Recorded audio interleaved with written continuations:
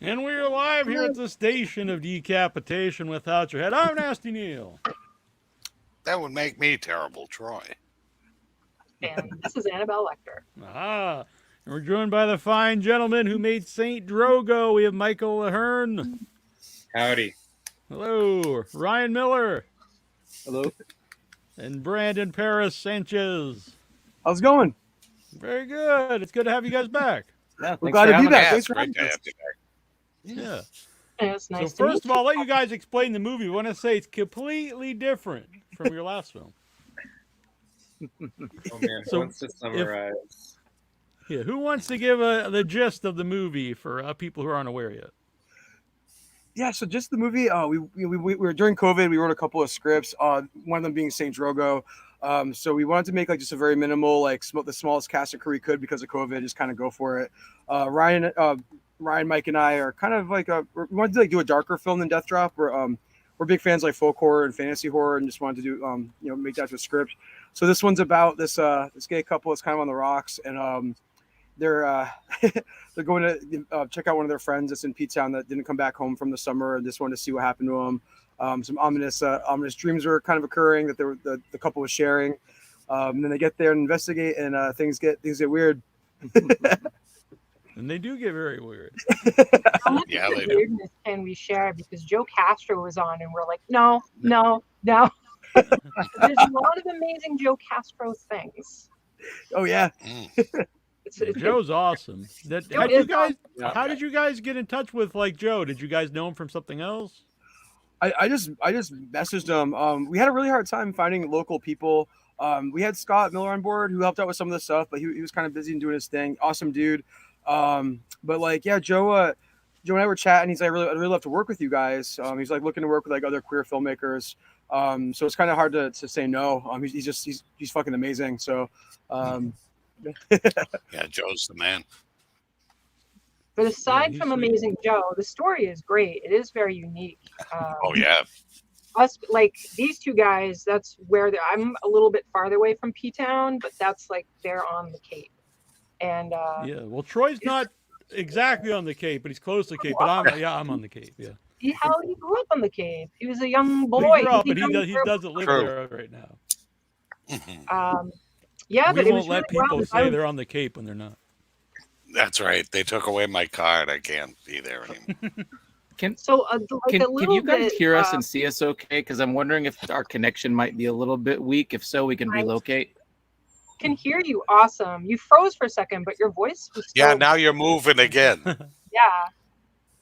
Okay. For us, your videos keep disappearing, so it may be our connection on our end. Can you hear us okay? Maybe Um, not. We try to Oh, move I'll inside. take that Probably as on a a no. delay for them. I definitely think it's on theirs though, because I think everyone else can see each other very well. Yeah, I'm good. Okay. Can I Well, see Michael fine? We'll see you in a minute.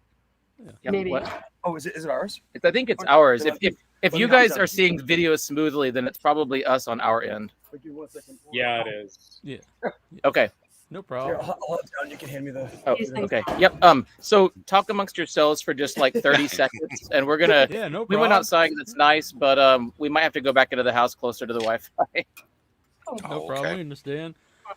I It's can hot hear you. outside too. I understand, but Yeah. no, we're gonna talk about Saint Drogo. I loved it. I don't think the three of us may have talked about our feelings of the movie, meaning me, Troy, and Annabelle yet.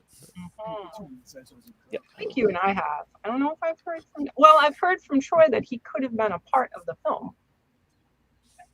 Oh well, yeah. That was when they were looking for people. Oh yeah. I made the age requirement, but We had a call for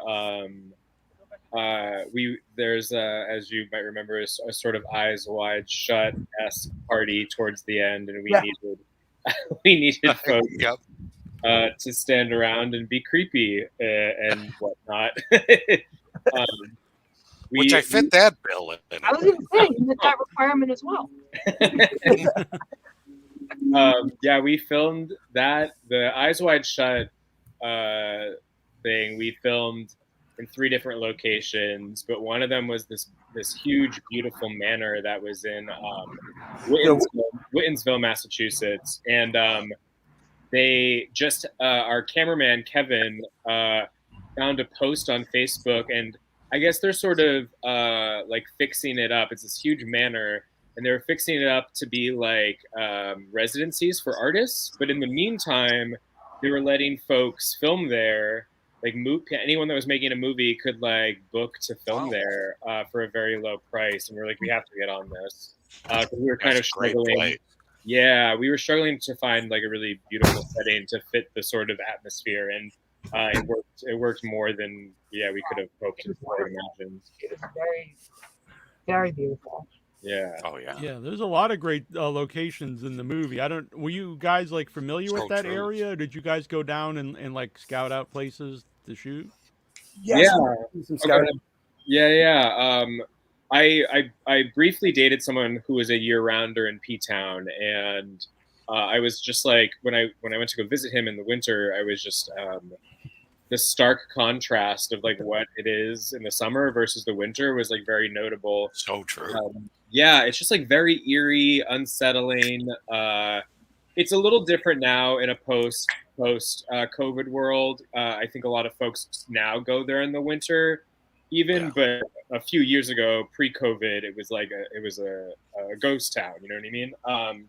And so I really wanted to explore that setting, but I didn't necessarily have a storyline for it. I just knew it would make a great backdrop. And Brandon wrote an outline for it that was the beginnings of St. Drogo, and we just kind of went for it. And then I think like the winter before, or at some point, and again, this was during COVID, where like most things were closed or you couldn't do anything, we drove down there and scouted out some locations, three of us. My friend Courtney knew about that beach that we filmed on, which was perfect. Except we had this like weird curse that like even like in the dead of winter, there'd always be at least just one fucking person there, like in the background, like every time. It'd be like 10 below zero, and it's just like God damn. Yeah, it's like some little old lady like hunting for seashells when it's like 30 degrees and raining. That's perfect. That sounds like me. That's when I go to the beach. Holy Neil, bastard. He does look like so a little... So when Michael kind of told you the idea that like about how it is like in the winter, did that kind of spark like let's write a story about this? Yes, I've been there a bunch in the wintertime too. It's just naturally just cinematic. It's just beautiful. Like the landscape there is insane. There's just something like really cool about like when the sky and water are all like the same color. It's just like this really like bizarre, quaint, quiet little creepy town. And I don't know. It made filming a lot easier too, because a lot of the stuff in Death Drop was filmed inside, so you have to work on you have to do all the lighting. That takes forever, but it was nice to be able to film outside, just kind of already have the lighting, the landscape ready to roll, and just looking great on camera. Yeah, and you guys, did you film that? Oh, sorry. Oh no, I was going to say it's also just the perfect place. I mean, Brandon mentioned that we really like folk horror, and that sort of location like lends itself really well to like folk horror stories because like they're primarily about isolated communities that are like these small little towns away from everyone else. So it was kind of a great backdrop for that. So sorry, I'm having some technical problems here. So is there any connection to the real St. Drogo? Because I did find out that is I looked it up because it did spark my interest. I was like, I wonder if there is a real St. Drogo. Yeah, so Ryan actually found him. So we're trying to find a saint that kind of paralleled the themes and allegories in the story that we had written. And we came across St. Drogo, and added bonus is he did have there's like documentation or whatever if he was real or not, that he had some sort of like hernia or like tumor or growth on his side. So we wanted to kind of play with that a little bit too. So we originally like, are we allowed to give spoilers out? Are we doing no spoilers? It's up to you guys. Yeah. Don't spoil. Yeah, exactly. It's your baby. You guys. Yeah.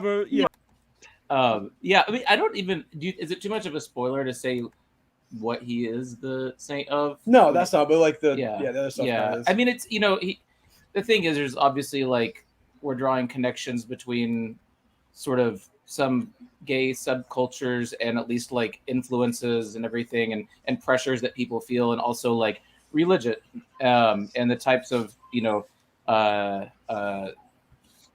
guess traditions, pressures, mandates, that sort of thing that are handed down through religion. And so I think that if you look up Saint Drogo, he's saint of many things, and one of the things is like, or a few of the things are like disfigured people or ugly people, things like that. But the sort of one thing they have in common is that they are sort of all outcasts in society, people that are shunned, which has obvious connections to queer people. And so it's how in what ways can the community potentially like prey upon that or become a not necessarily good or bad force with that regard. So yeah. Now, was that something you knew beforehand, or did you like? How did you even come up, with Saint Drogo? So we want to take we want to play with like I think the folklore mythology I think most Americans are familiar with is like Catholicism and Christianity. I think that's like a very like universal mythology that we all understand. So we decided instead of like going the route of like just using a straight up demon, like maybe kind of flipping it around and like utilizing a saint, which are also kind of weird and have odd powers and magic, and having these are kind of spoilers too. Yeah. Well, I mean, so like Brandon said, there were some aspects that were fun, gross aspects that he already had in mind. And then it just so happened that we were just going through a list of like, what are we going to name this saint, and going through like the Catholic history of saints. And this one just had a couple of things that were sort of like fortuitous, happy accidents. And then others that I think sort of like also shaped the story as well as we went. So it just kind of like all came together. So it was a good saint, I think, for what our purposes were. He has the ability to bilocate, which is part of his mythology too. So like with him being spotted in the dreams, that's something that the actual saint could do or whatever. And I mentioned that it's like so different from Death Drop Gorgeous. Was that intentional? Like we want to do something completely different than the last film, or did it just happen that way? It was pretty intentional, I would say. I think it would have been a little bit like a walk in the park for us to make like a Death Drop 2. I don't know. And I think we wanted to challenge ourselves. And we wanted to sort of, I don't know, like prove to ourselves that we could do something different. And we learned so much during Death Drop. Definitely did. Thank you. Yeah. Because a good thing Neil gave me the heads up, because I went into it kind of wanting another, Death Drop, and he warned me. He was like, "No, this is not that lighthearted." So I was like, "Okay." Had a glass of wine ready, and I got into it, and I was like, "Wow, this is way bleaker than I expected." Yeah, our other monster makeup fella, Chris, calls it a spooky bummer. Just like a very good succinct description. But we also learned so much during Death Drop that I think we wanted to apply the things we learned. And yeah, I don't know. So it definitely was a very intentional choice. Yeah, I think also it's like with the making Death Drop, there's like 5 of us that kind of wrote it, and like they're just different influences. I think like Mike and I are big fantasy horror fans, like dark like horror fantasy and all that kind of stuff. And I love just dark, bleak, sad horror. So it was kind of fun to be able to like jump around and play to our strengths. We wrote the other script we wrote during COVID is called Queen of the Rats. That's the third one we're making, and that's somewhere kind of like in the middle between Death Drop and Saint Drogo. It's probably more towards Death Drop Gorgeous. It's a little more humorous, but it'll be kind of in the middle. It'll be like it's a good one. Yeah, well, not that I don't like Death Drop Gorgeous, but this is definitely my kind of horror movie, Saint Drogo. Yeah, no, I think it's the same for the three of us. I don't watch. It's funny that like the first movie we made was a comedy horror, because it's not really like my like go-to genre. I enjoy it when I do get around to it, but yeah, I definitely more of a spooky bummer kind of guy. And I think a lot of things are called folk horror today, and they're not always necessarily really connected. I think they might just be outside or something, but I think this is definitely a movie that actually fits the subgenre of folk horror. Yeah, you're establishing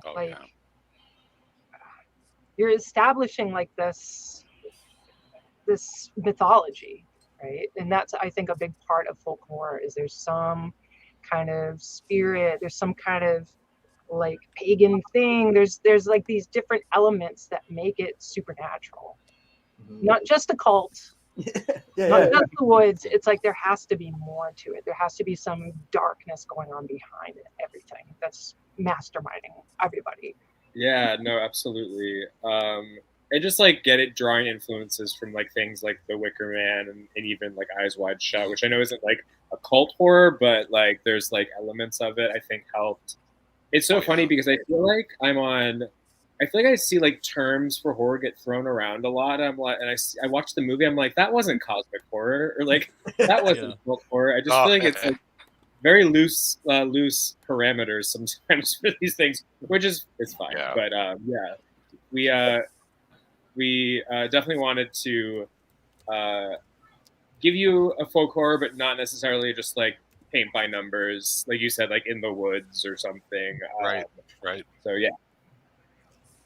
I'm just like, do you consider Dead and Buried a folk horror? We have a lot of influence from that too, but I don't know. People say it's not. I kind of think it's a folk horror, but which one is Dead? I could see that. Yeah, I haven't seen it. It's a fun one. It's pretty wild. Let's see here. By the way, this is Joe Castro. It says Facebook user, but Joe Castro says hello to everybody. Oh, hey, Joe. Hi, Joe. You also had Gloria Hole has been commenting over here as well. Oh, nice. So, hi, I'm surprised Joe's still talking to us after we put him through. Yeah. I mean, Peyton too. For that. Oh, Peyton too. Yeah, we were filming on that freezing cold beach, and I read the tide times wrong because I don't work for the Audubon Society, and we had like to get down to the beach we filmed at. It's a pretty steep incline. It's really like bringing all this expensive equipment down there, like Joe's props, like Kevin's cameras, all this shit, and like all of a sudden the water's cup came up all the way to the fucking beach, like almost like took our whole table of props away. Got a bunch of our shit wet. It was gnarly. It was freezing cold. There was like wind picking up all this like these gusts of sand and blowing that all around. It was a nightmare. Yeah, and it comes in fast. When the tide starts to rise, it's like, oh yeah, your stuff is gone. You gotta, if you are actually on the beach or the beach, it's like your blankets are gone. It's gone. Whatever you had, forget the pail. It's out. We almost lost our rock too. Yeah. Oh my goodness. Maybe this is I don't know, maybe you wouldn't even know yet, maybe it's a dumb question, but is there actually any backlash to the people who live in Provincetown? I don't want to give anything away, but honestly, I would love if there was backlash. I mean, I just don't think it's on their radar at the moment. We're just starting kind of our film festival run. We had like Salem Horror Fest. We have 2 more in August, and then we're getting more notifications, like mostly in September and October. How PC do I want to be? P-Town Film Fest is like not.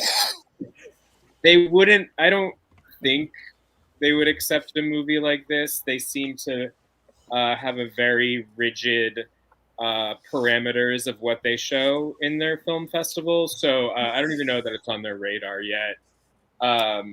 But maybe one day. we kind of use use P-Town as a vehicle for like kind of all queer spaces that have had this same phenomenon happen. With gentrification and just like the way things are going. Like this could apply to Boys Town. This could apply to even like media, to a streaming service and queer film festivals. It's just kind of like, the money talk scenario and people getting in charge of these things in these towns and turning them into what they are now, which is like this vapid hellscape. Yeah. That's an interesting what you brought up, though, because the last time we had you on, you talked about not necessarily everyone being on board of like the drag queen stuff being so mainstream. Mm-hmm. And so I was just kind of wondering, what do you think about? Of course, it's great that festivals have more gay, lesbian filmmakers, but what do you think of when they make such a big deal about that, certain festivals? Some of them, I think it's more natural, and some of them it almost could be a gimmick. I don't know. Right. Yeah, it's hard to say. I mean, you're seeing like a lot of like really abstract films kind of. Hey, what's up, Joe? Hi, Joe. How's it going? No one mind. I sent Joe the link. Yeah. I'm in the studio working. I just wanted to stop. Oh, that's awesome. Nice. Oh, nice. It's good to see you. How are you? Good. Yeah, congratulations everyone on the success of the film, and I'm super proud of my work in this film. Super proud of everybody It's working awesome. this movie. Yeah, Oh, thank you. Everyone should be proud. It's great. And not just because you're all here. I wrote that. Oh, now I remember one particular. Oh yeah, film yeah. didn't I want to loved talk it. about at the very Yeah. end. Yeah, Troy. It's really good. I wish we could share. But everybody out there in the audience, you should check out this movie because it's an amazing story. It is so unique and different. It's beautiful. It really is beautiful. It's just a wonderful film, and there's some really cool, unique effects. Yeah, and I don't want to give away the ending, but the ending caught me by surprise, and I think it's one of the best horror movie endings. It's awesome. There's so much about it. There's so many different cool things. Yeah, it definitely goes a different direction than I expected. Yeah. Thank you. Agreed. It's not necessarily a feel-good movie, but yeah. It's funny, like we like It's funny, like we're filming it. Obviously, you end up filming everything out of order. No, don't go into this one thinking it's going to be all loosey goosey. I think Troy might be on a little bit of a delay When we came back. He's the frozen one. I was gonna say when Steven and I watched the film for the first time, I was totally taken by surprise. First of all, how graphic the film is, which I really appreciate, and second of all, it's just it's like very unpredictable, which makes it very entertaining. You know, when horror movies become predictable, they become boring, and this movie is not predictable. Well, Joe, you made someone pass out at our cast and crew screening. Flattery will get you everywhere. It did. It was scary. It's like right at the end, all of a sudden we hear all these like chairs go down. Everyone starts freaking out. We're like, what the fuck is going on? And our buddy just was through a speaker, and then like it was during the gore scene, and I guess he didn't really eat that much that day. I think a combination of being under the speaker and then like the gore and dehydration like just got him. He just collapsed down. It was scary. Sounds like excuses to me. I think he's just scared. Sell the movie. Oh yeah, we messaged him. I was like, "Hey, do you care if we like tell everyone about this?" He was still in the hospital bed, and I was like, "Hey, like, how are you?" And he was like, "I'm doing okay." And I was like, "Oh, great, that's awesome to hear. So can we post about this online?" Yes. Can you please take a selfie of yourself in the hospital right now? Oh man, that's a good idea. This opportunity. So, Joe and both everyone involved, like when you're actually making the look of the different things, like how hands-on are you guys to like let Joe know exactly like how you want this to look and how much is just left up to Joe's imagination? You can answer that, Brandon. Yeah, so we had like a fairly good idea of like what we wanted. But we kind of let Joe run wild with like creature design, especially. We just gave him some descriptors. Like we wanted it to look weathered, old, disgusting, gross. We wanted the thing to, you know, I don't want to give it away. Yeah. The growth. We give him some notes on like what that's supposed to be, and he just knocked it out of the park. It was fantastic. Let's put it this way: Brandon made me Google things I would never Google. Like, I didn't know that part of my job description was going to be looking at things I would never ever want to look at. But you learned so much. I know, and he still nailed it. You know? Yeah. Without giving anything away, I had him looking at like eyeball injuries for like Drogo's eyes. I wanted that like gross like glass. If you're eating like an Italian dish, like go to Google eyeball injuries. I don't know. While you're eating maybe some like nachos. And now Joe's on some kind of list somewhere because his computer was like flagged. Yeah. Hey guys, great show so far. Got here a little late. Oh, thank you. Yeah. So Joe, had you ever been out all this far out before? Oh no, you know it was West Coast guy. Yeah, because I'm a West Coast guy. I'd never been up all the way to the tip there, Provincetown, and it was a real adventure. It was like a whole other world up there. My husband joined us, Steven, and you know it was it's like one of those filmmaking adventures that you won't soon forget. You know. And it was kind of like a bucket list moment being there. Well, first of all, being there with you know, a group of talented individuals that are kind of family, in the yeah, I don't want to say just limit to gay, but having a gay cast and crew working together to create art is one of those bucket list things, and then just being able to like be around people that understand you as you're creating, and that's also really important when it comes to being an artist on a movie set. So once again, all in all, having my husband there, being made feel like you're at home, like you're with family, being able to create something with a talented team of people, and then of course doing exactly what we love, which is making the strange and unusual beautiful. I mean, people don't realize that we don't make gory films. We make amazing. We make things that are morbid look beautiful. And appealing to all. That's kind of like where I think most of my talent comes from. I like making that. things that look, yeah. For sure. So, Joe said it was more graphic than he thought. What's like the vibe on set when you're filming some of the sex scenes, and also when you're watching them at a festival with an audience? I wasn't on set for all that stuff. So that's actually the stuff that took me by surprise. I actually, in my mind, that's what I thought. But I wasn't sure. I was like, I think I sent Brandon and Ryan a message like after we saw the film. I'm like, you raped my eyes,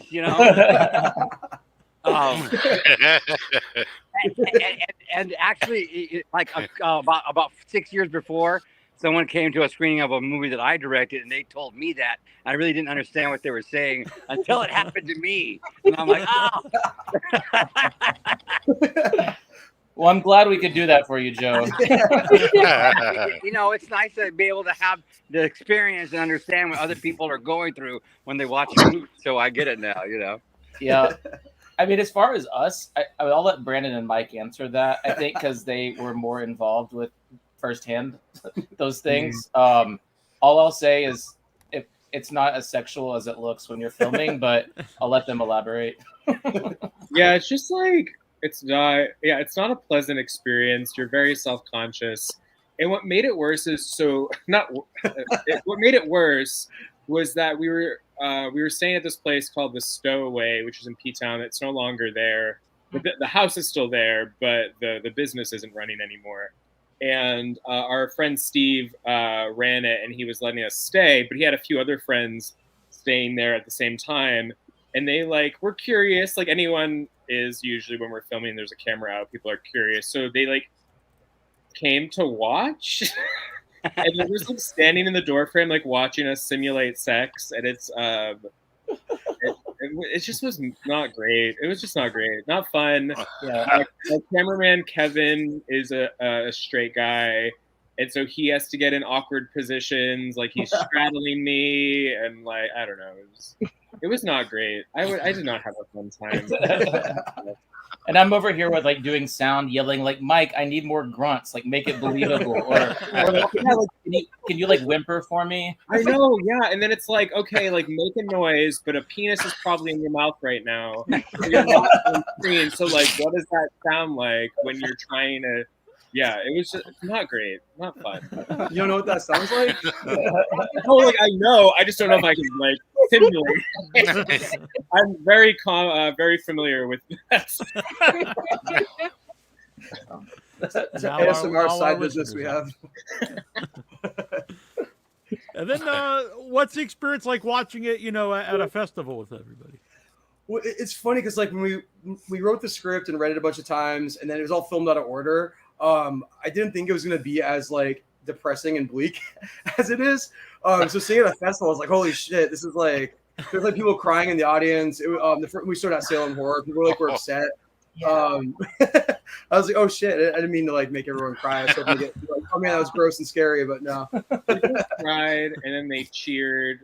And then watching the sex stuff back wasn't uncomfortable. It was just sort of this. I had a little bit of a depressing realization that in 2023 it's still revolutionary that two men are kissing in a movie, which is stupid. Or three. I don't know.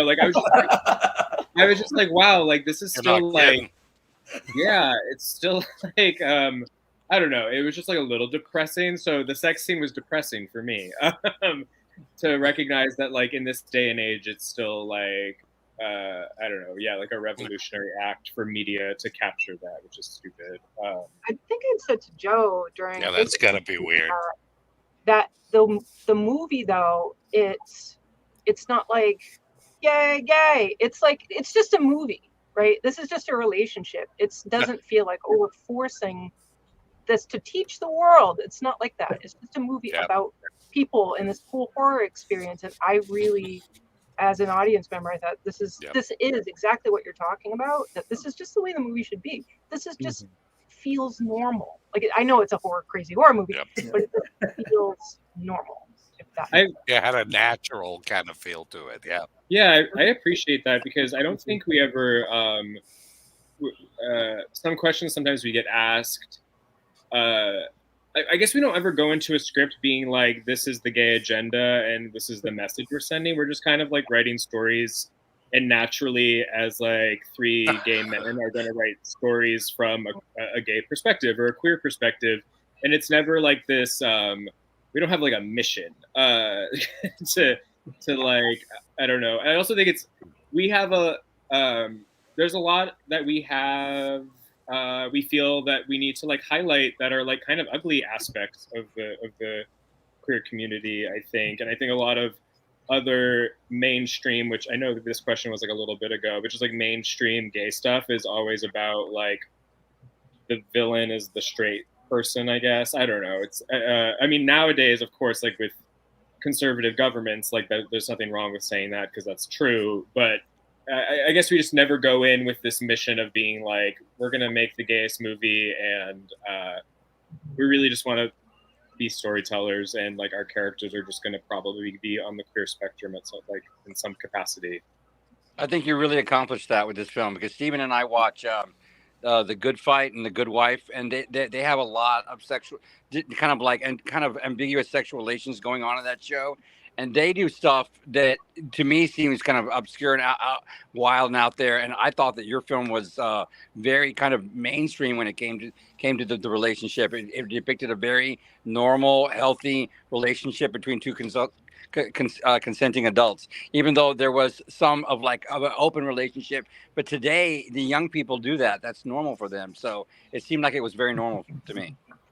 Yeah, and I think we pulled from like our own experiences with dating or what we witness, and just sort of some of the pitfalls and some of the things that we struggle with because of the influences of the community, and like what is expected of us, or what we think, or what we're told we're supposed to like and do, and so that obviously plays into the cult-esque aspects of the movie.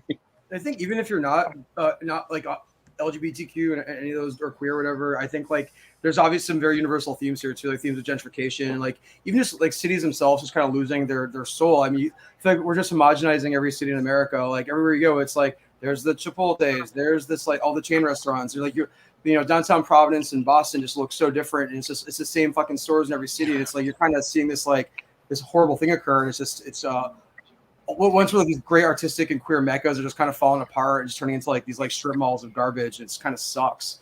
We were talking today. It's like if we were going to move out of Providence, where we go, but it just seems like all these cities you want to go to are super expensive. It's all the same shit. But I think that message is in the film too, and I think like even just relationships on the rocks too, and trying to force things together that aren't working. Yet you're staying in this situation. I think obviously any kind of sexual orientation in a relationship is going to deal with that kind of stuff too. Yeah, and I think that like we always say, one of the things that this has in common with Death Drop Gorgeous is that they're both like movies about outcasts more broadly, you know? So, I mean, it's being maybe an outcast within your own community, not specifically because you're gay, because like you said, we've created in both movies these worlds that just assumes the world's gay, basically, and then sort of more niche issues like within that rather than just gay versus straight. But yeah, I mean, I think it's like you can be anyone who's gay or straight and walk away with something about that message of feeling like you don't belong in the community, you know? How do people treat you? What decisions do you make? That sort of thing. So I was going to ask, and this is sad, but so I worked in a kitchen several years ago, and there was a guy there. He was gay, and he disappeared, and no one No one knew where he was, and everybody was trying to find him, get a hold of him. And it turned out he was in P-Town for like just gone. He just like vanished off the earth for like a week. And he came back and he needed like help. And that was a really sad and scary thing. And we as a team ended up learning that this is kind of like would happen, that he would just go off, go into this land, disappear, fall into things that were not so great for him. And it was so sad. And so is this something that is, I don't know, is this something that comes along with the culture, that you're just gonna like vanish and get sucked into this world? Absolutely. I think there's this book I read called Red X, which I recommend, and it's about just like there's supernatural elements to it, but it is about just like gay men going missing, and they might have a roommate they're like kind of close with, but they don't really have anyone looking for them except a friend or two. And a part of the things we wanted to explore in St. Drogo, especially with like P-Town, is that the rampant like drug abuse and like opioid usage, especially for folks that end up getting stuck there, or do live there full time, or they get stuck there because like I know the lines like from the movie, but they like blow through their money and then they get stuck there and there's no escape. And it's not like an uncommon story that happens. So it's definitely part of it. I don't know if it's as like prominent as it was like say in like the 80s, but it's definitely still a part of like an unfortunate like reality, especially on the Cape in general, like in the off season, like drug abuse and the opioid epidemic and stuff has definitely negatively affected that part of Massachusetts. But in P-Town, for sure is like affected by that as well. I got to run, everybody. Great show. All right, Love you guys. good seeing you. Movie. I can't wait Great to see you. I hope y'all can bring it out here to LA. Oh yeah, we'd love to. Fingers crossed. Yeah. Take care, everybody. Have a good night. See Bye you, bye. Joe. Bye, Joe. Popping in. Good night, Joe. When we had one of the times I had Mark Patton on the show, he actually kind of talked about that, and he did that himself for a long time. He disappeared. I know there was other elements there because he was outed and things, but it was still a similar idea. You left to Mexico for a while and ended up staying there for decades. Yeah, it's definitely something that I think, these communities, especially for like queer people, provide like a haven, or at least they seem to on the surface. It's it's attractive. You have an immediate built-in community that will accept you for something that the rest of the world has like turned you away for. So you sort of, I think, just embrace that community thoughtlessly sometimes, just because you feel like this is where I belong, this is home. And then all of the like, whatever subculture maybe you become a part of or get introduced to first or whatever, will just have like, or can have a very heavy influence on, on who you become and your behaviors and that sort of thing. So yeah, I think it's definitely something that we wanted to like put out there, is just, try to like celebrate people as like individuals, even if you are a weirdo or an outcast or whatever you consider yourself. But yeah. Let's see. Colleen has a question. I'm trying to pop it up. I'm having some problems here. My kids get pretty excited when they see LGBTQ representation in films and TV shows, and until they started voicing their excitement, I didn't even really notice how infrequently it was displayed. Yeah, because to me it seems normal and accepted and beloved when it is, but I'm glad it's becoming more seen and presented and welcomed as it goes. I think it's also the representation is getting better and better. For a while, it was pretty obnoxious how it was happening. I feel like they just had a checklist. It was like, just make sure this person's in there at some point. Then the Fear Street show, like I wasn't for me, but I thought that was really good queer representation. Like her being a lesbian, like was not even a thing. It was just she had a girlfriend, she kissed her. Like that wasn't even like a part, like a big part of the show. Everyone around her like didn't care. And I thought that was really great. Like that was like probably some of the best queer representation I've seen in a long time. It was excellent, especially in like such a mainstream platform too. But I think I'm seeing more and more of that where it's smarter. I'm hoping they're like gonna keep going and get better. But Yeah, I know in the new Evil Dead, I actually didn't even know because I saw the movie twice and I didn't know until I just happened to see on Facebook that the oldest daughter and the middle daughter was trans and it's not brought up at all in the movie. I saw that. It wasn't my favorite movie. That's fine. We don't have to go there. Have you thought about a collaboration film with another writer-director, Robbie Banfitch, for example? That'd be awesome. By the way, I think right now. Oh, go ahead. Sorry. I was just going to say, the three of you working as all directors on the film, what is that experience like? How does that work? You guys are all on the same page, or do you guys like have different roles, or like how does that work? Yeah, So I mean. Oh, sorry. I was just going to say, it kind of ties in with my response to the collaboration. I feel like we have enough cooks in the kitchen to a degree, but That's not in a bad way. Think of the three directors. So. Yeah, not in a bad way. I think like that we all wear different hats, but in a way that's sort of like, I wouldn't say like a scarcity tactic or whatever, but we just like all hop around, and I think we also understand like where like some folks' strengths lie. It's never about like when we're on set we're mad or it's frustrating. It's we just have to like we plan like the planning to like execute everything is like always the hard part because we don't have like a producer or a sugar daddy or it's just like the five of us. It's like us three and our two other friends like trying to figure out how the hell are we gonna do an Eyes Wide Shut thing where all these vignettes happen, and it's stuff like that. So on set, I feel like we're mostly on the same page and we kind of jive. But yeah, I don't know. What do you guys? I mean, I'd work with Robbie Banfitch. He's a babe. I think it's funny. Like I have a script I'm working on myself. I actually was considering trying to collaborate with someone that does like kind of found footage stuff. So yeah, I mean, I'd be down for that. But like Mike said too, it's a lot when you're working with like a group like this. Like I don't think we necessarily need. It's good to have a director for sure, but there's situations where it's like if you already know what you're doing, you kind of have to like really worry about it.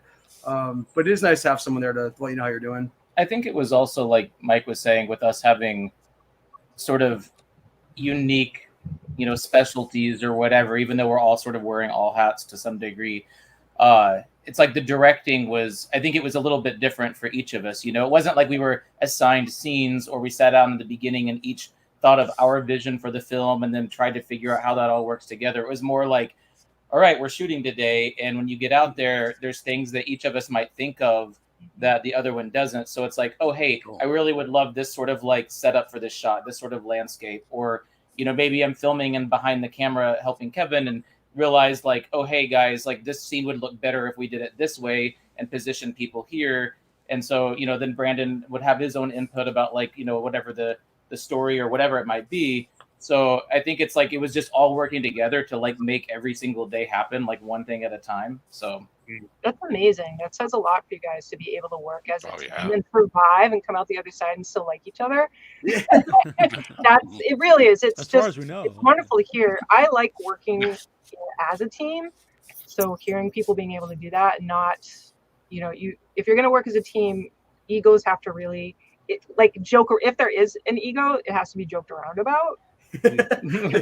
and being able to go into it like that, I think it's wonderful that you're able to do that work together.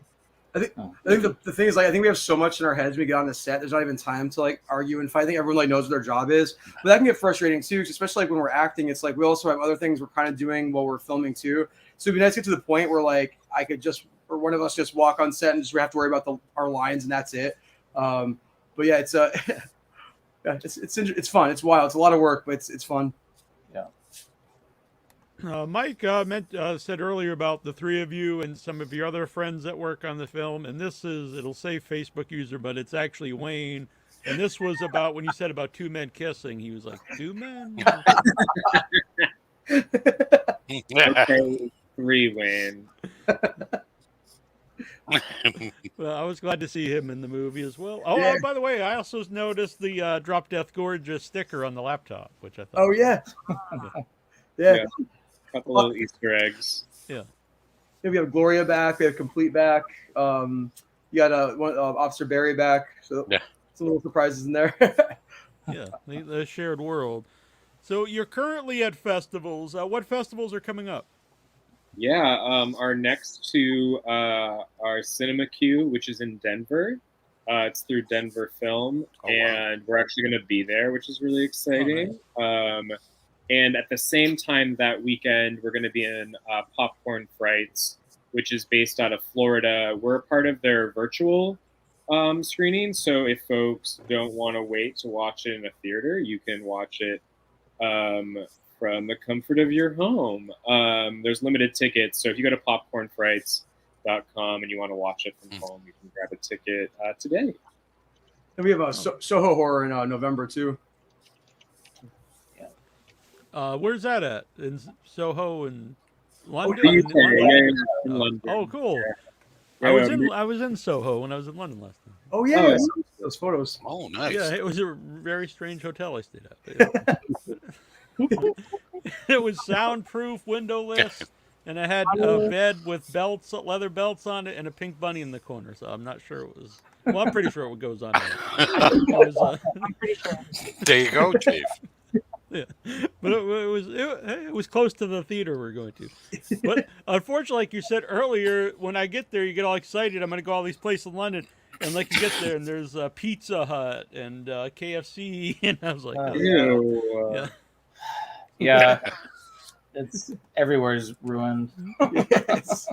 Yeah, like this historic area, Lancaster Square, and it's all these Just to add in about finding this, it was very easy just now for me to find the Popcorn Frights. Fast food Yeah, giants. that's a pretty big festival. Popcorn Frights, St. Drogo, and it's $10. I think that's pretty reasonable to be able to see. Yeah, thank you for putting that in the chat. Yeah, and that's it, because you don't know when you'll get to see it otherwise, because if you're not near a festival, this is a good way to see it for only $10. For sure. The Popcorn Frights lineup yeah. got a lot of good stuff on there too. I'm excited. So did the Cinema Q too, and also and that was not like really horror. It's not horror. There's a couple horror movies in there, which is great, or a few of them. The Popcorn Frights one's wild. It's a great lineup. Yeah, I'm just scrolling through some things. That looks great. Very nice. Awesome. And I like their like imagery is very cool. Yeah, like TV, the 3D glasses type thing. Yeah. Yes, it's awesome. So everybody check it out. Yeah. I was just wondering, the last festival run for your previous movie, did that give you things to look out for and like ideas to where you'd like to submit St. Drogo to this time? Oh yeah, or for sure. You don't want to. Yeah, there was festivals that were like really supportive of Death Drop that we specifically reached out to or applied to again. Yeah, no, for sure. I think we learned some things too. That festivals are great, but Death Drop was during 2020, so it was during COVID. So this is will be for St. Drogo. This will be our first real festival feeling, I guess, because everything went virtual in 2020. Oh yeah. So yeah, so we couldn't we didn't really get the film festival experience. So we're kind of we feel like, I don't know, kids at Christmas a little bit right now. Going to Denver would be fun. We're gonna try to make it to Soho in London in November. So then hopefully some closer ones that we can just drive to. But yeah. So we're looking forward to it. Yeah, I did see. I think starting in September, there's a new airline that flies out of Boston. It's $250 round trips. That goes. It goes only to 6 places, but one of them is London. Oh, wow. Nice. Interesting. No. I'm excited. Ooh, good call. Yeah. So that's in time. I didn't want to interrupt you, Brandon, but what were you saying? Oh, I don't even know. Might have been about the festivals and getting out there. Oh. Yeah, no, I think I actually said this last one on the show too. I think there's so many awesome underground horror happening right now. It's a lot of DIY stuff. I think it's really hard for all these films to get out there, but you're seeing them in the festival circuits. So trying to get better at really getting into the film festival stuff, really trying to vote with my money and try to throw some money at these festivals are showcasing these films. mean, just looking at these lineups and the ones that were on in Salem and stuff. I haven't heard of any of a lot of those movies, and it's just nice to know that like there's a lot of really cool stuff happening right now. And I think it's and I'm at fault too. I've been doing this for a while now. I really haven't. I've really started checking out the festivals for like the last few years, but it's pretty exciting. And I really hope there's a spillover at some point. I think there's a lot of gatekeeping going on with like a lot of horror streaming services and publications. It's really hard for these small films to get out there. But I do think that like a big shift is coming, and I can't fucking wait. I think there's gonna be a lot of explosion of all these like awesome films that are just gonna pop out, and I think people should be excited for it. Yeah, I will add that it's we learned a lot, but even with that being the case, it's just always a really difficult. It's a fun, exciting, but also difficult process to go through because of the way that it is set up, like the whole like submission and acceptance notification thing, because all these festivals happen throughout the year. As Mike said, like we have stuff we're waiting to hear on in September, October, November. But then so many of them also prefer or specifically request premiere status, either for their country or their state or whatever. So it's like, all right, well, when you're little guys like us, where we don't really know, we're not connected to A24, like we don't have a guarantee for any film festival at all. Now you're paying all this money to submit, hanging your hat on like this one festival that you really, really want to get into. And then it turns out that, and maybe you're even foregoing a couple of other really cool smaller ones because you're like, well, if I show there, they're not going to accept me at the big festival because I have to premiere. So it's just like this weird dance and like game that you play to figuring out like, what are we going to wait for? You know, what's worth waiting for? What's the chances of getting in? How much money are you going to spend? So it's like, it's like a grueling long process. It is, and it adds up. Like before you know it, you've spent like $500 and you've only applied to like 5 festivals. Wow. And it's unfortunate also because like when See, you that's get crazy. yeah, and like we don't have money. Yeah. But what's frustrating also is like if you get rejected from a festival, they don't tell you why. Like you don't get like feedback. They're not like this is why. They just have like the same sort of like standard Cover like letter, standard Just like like letter. a chain letter kind of thing. Yeah. Oh yeah. Yeah, they just copy and See, paste. because I never knew that you even had to pay for these things until Neil went through it. Yeah. And then he was telling me, like, I had no idea. I thought it was all like just a freebie kind of deal. And that's just And then insane to it's me. gone. I don't know. It's not like you get a refund either. It's No, gone. right. It's just, Yeah. It's Yeah, gone, right. And, And, some of them, like unless you really and know you're not someone, you winning almost have no anything shot at of really them. even getting in, anyways. Yeah. No, it's Yeah, like definitely about. because we have a little bit of a following, like we've been solicited for screeners a couple times, not a lot, but like a handful, which is helpful because we can just like send the screener link to the programmer and we don't have to pay. So that's been cool. Okay. But I guess it's just like we don't know why we're rejected from things or whatever. It's just like they just have their standard email. And you're just like, okay, That's I not don't know. right. It's like, yeah. Or does they even watch it? yeah. They don't it's- guarantee they yeah. watch it either. Like, Yeah, they they'll could actually watch question everything You know what I at mean? that point. yeah. Yeah, I would think that would be really tough. I mean, unless you're really curating the different places you're going to, and it seems like that is the case, that you're getting to know more and more and more. Yeah. But not knowing some of the festivals, and is it worth spending that $100, or are you just giving them money and maybe they're not as legitimate as you may want them to be? I know that there are. It's just true that there are so many festivals, and some of them really they're just there raking in money and. Definitely. Yeah, we wanted to be a little more selective this time around. Like, there's definitely some smaller like genre fests and stuff that we love that are great. We definitely wanted to shoot for some bigger ones and like see what happens.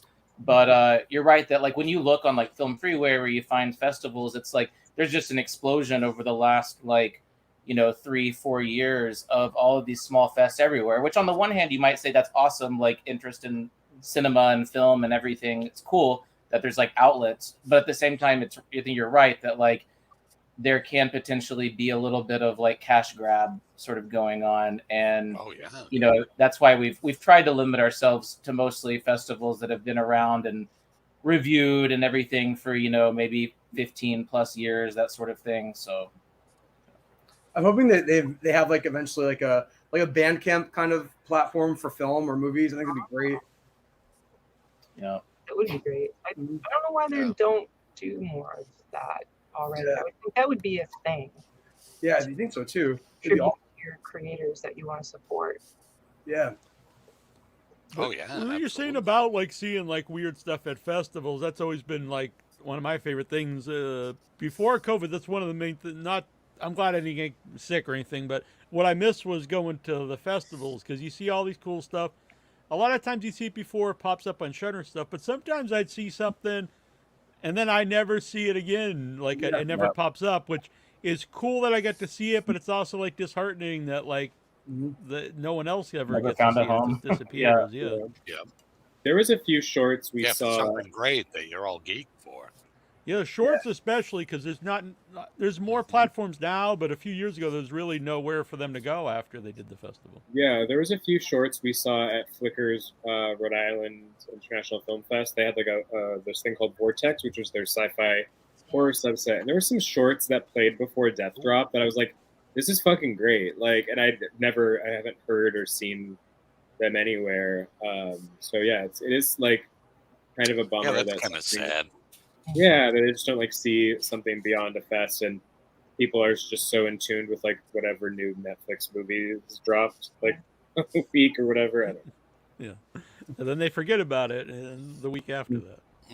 Yeah. Especially if it's Netflix. Yeah, You know- there's- even though movies that are huge on Netflix, like Movie du a jour. few months after that, you never hear of them again. Like Bird Box was like this bit, everyone was talking True. about it. Then like no one ever talks about it again. You're right. I just haven't thought of that title for. I don't know. But there's like all kinds of movies like that. Like Yeah. everyone saw it, and then Oh, yeah. like everyone forgot about it like a couple months later. Yeah. You know what would be Which is- cool actually?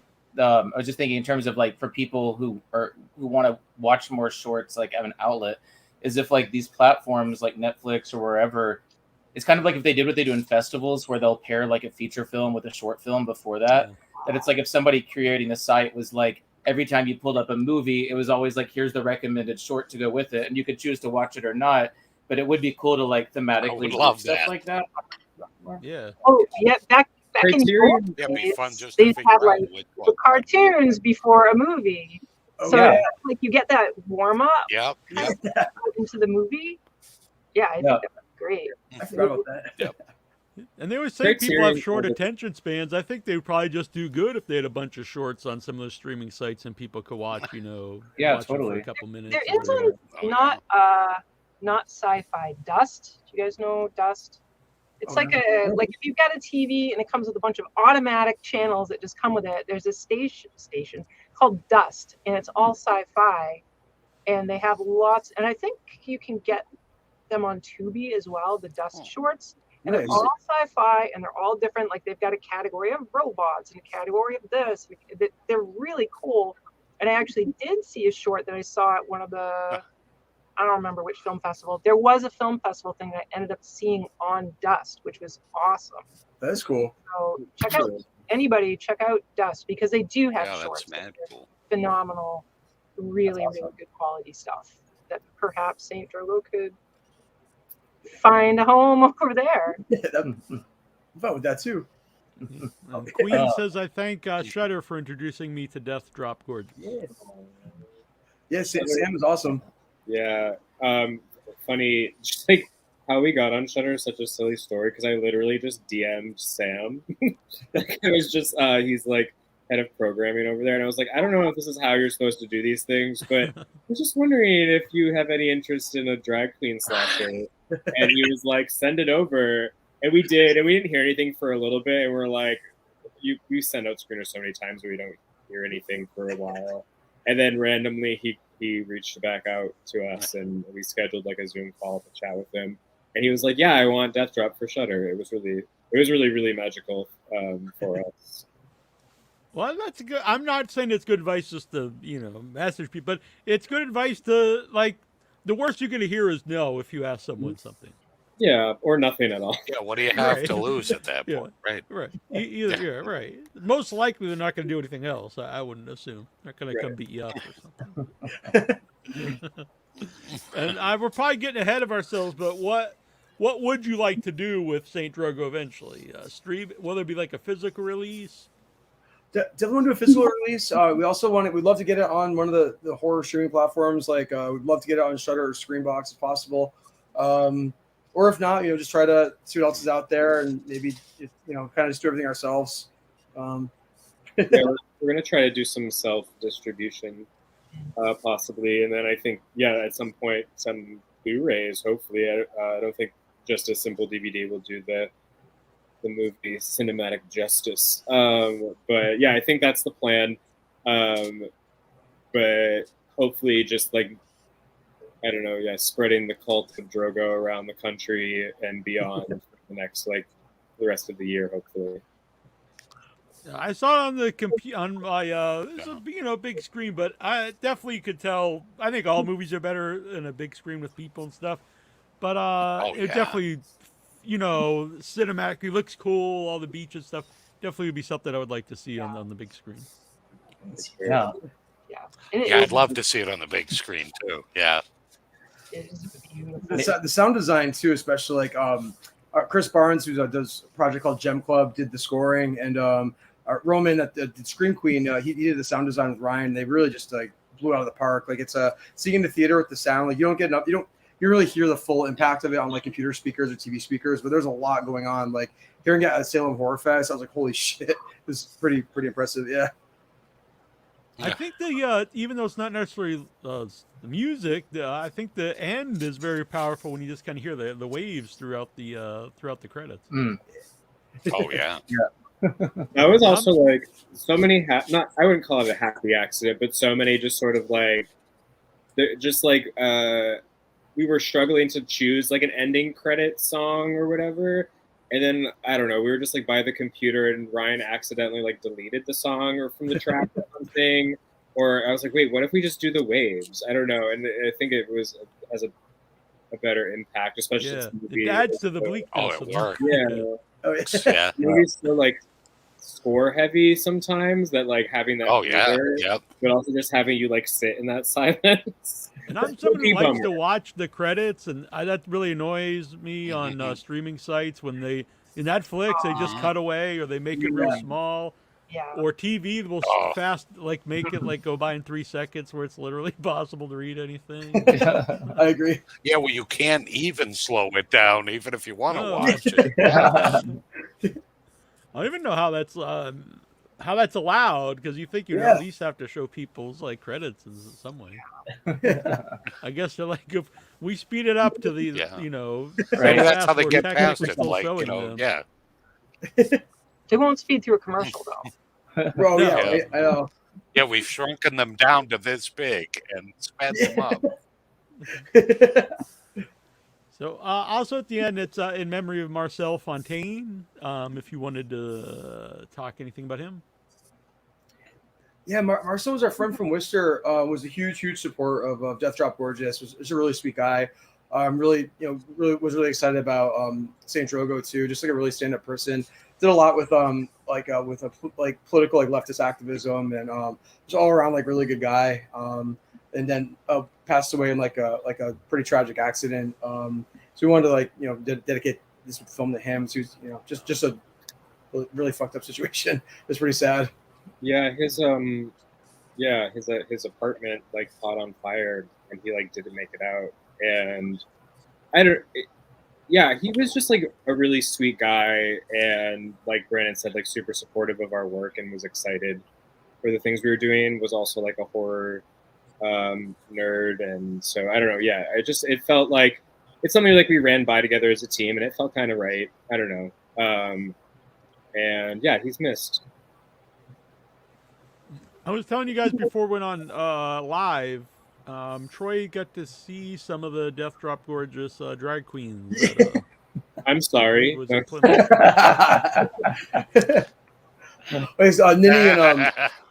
the delay is cracking me up. Nini and Naoki Mattel was that was their name in Death Drop. They changed it to 80 Unit 1, but they do the Trailer Park Girls. And I forgot they go up to Plymouth too. So I think you saw those guys. Yep, they were tremendous. Yep. Yeah, and also so good. In all seriousness, they do put on a good show. Those girls hustle. They have like a drag brunch like every weekend, and they do other shows like during the week. So they're great. I'm glad you got to see them. And Ava created the headpiece for Drogo too. Oh right, This was at like the winery in Plymouth. It was really neat. Oh yeah. Yeah, she created this sort of little headpiece at the end, which was really, really beautiful. The contrast of how beautiful it is to who is wearing it. So, I know. I don't know where it is here, but someone asked in the chat earlier about what you had coming up, which you did mention briefly. Yeah. Oh, sorry. You can go. Go ahead. I think Brandon mentioned during COVID we wrote Saint Drogo, but before Saint Drogo we wrote this script called Queen of the Rats, and like he said, it's sort of like tonally in the middle between like the comedy of Death Drop, but also like sort of the nihilism of Saint Drogo, and so it's like it's a fun amalgamation of a lot of things we love, and it's a love letter to Providence or a time in Providence that Brandon can probably speak better to, but it's sort of like a mix of like Green Room, but like meets The Sopranos, but meets like a Lovecraft monster. And so we're really looking forward to tackling that next. I'm sold.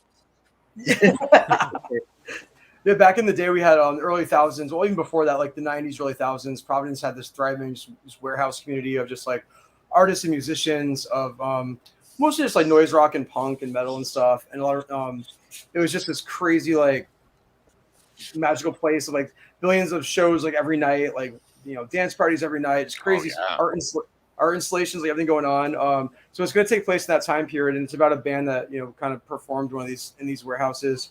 Also, like the mafia influence in Providence is always a fun read and very real and very humorous is a word. I'll probably get killed for that, but it's pretty funny. There was a weird symbiosis between a lot of the warehouse stuff and the mafia, like in a good way. So we're kind of creative story off of that. So it'll be fun. It's pretty wild. As Providence people, what do you guys think about Lovecraft? That sounds great. Yeah, I mean, obviously, like a terrible human being, and unfortunately, but also like fortunately, obviously, has inspired like so much art. And yeah, it's like this.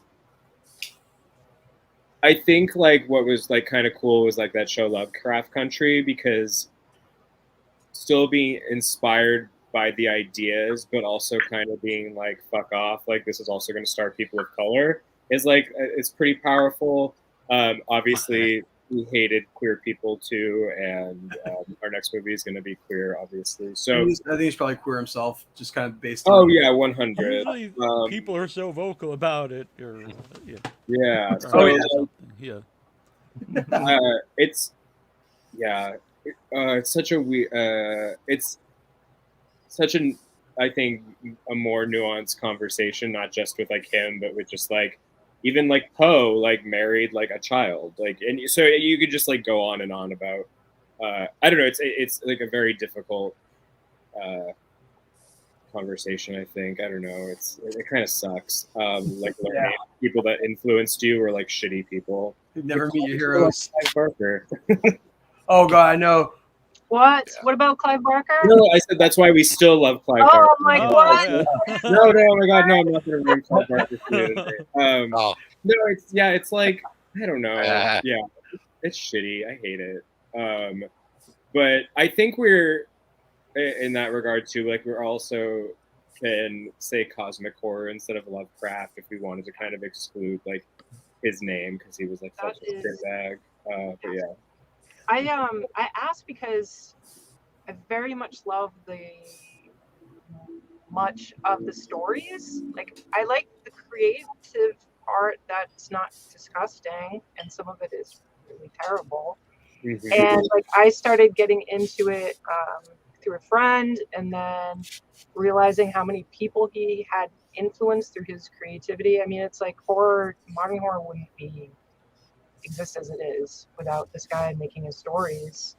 And I feel like I've gone, this past summer was, I can't remember the name of it. It was a Lovecraft event in Providence. And like all of the panels are very much critical of him as a creator. It's very much like you guys are saying, it's like now we have all these artists and creators that are inspired by it. And what does that mean?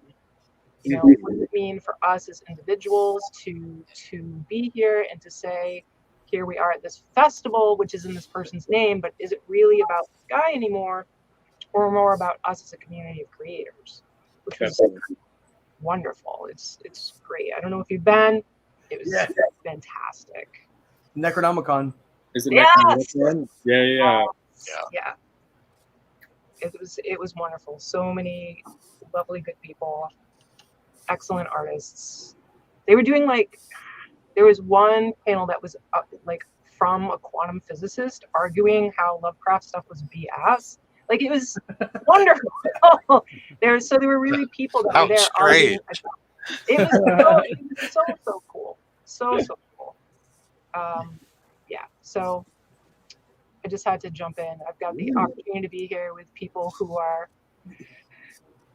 gay, who are from Providence, and obviously Lovecraft is tied in with Providence. So yeah, it was. I had read him before, but I really dove in during the pandemic because there was something like weirdly comforting to read about a world that was more doomed than like we were currently in. Like it was like, I don't know, because early COVID was so terrifying and like unknowing, and so I would read like Lovecraft short stories before bed, and I'd be like, well, at least there's not like a giant like room monster that I can't explain about to like wreak havoc. Yeah.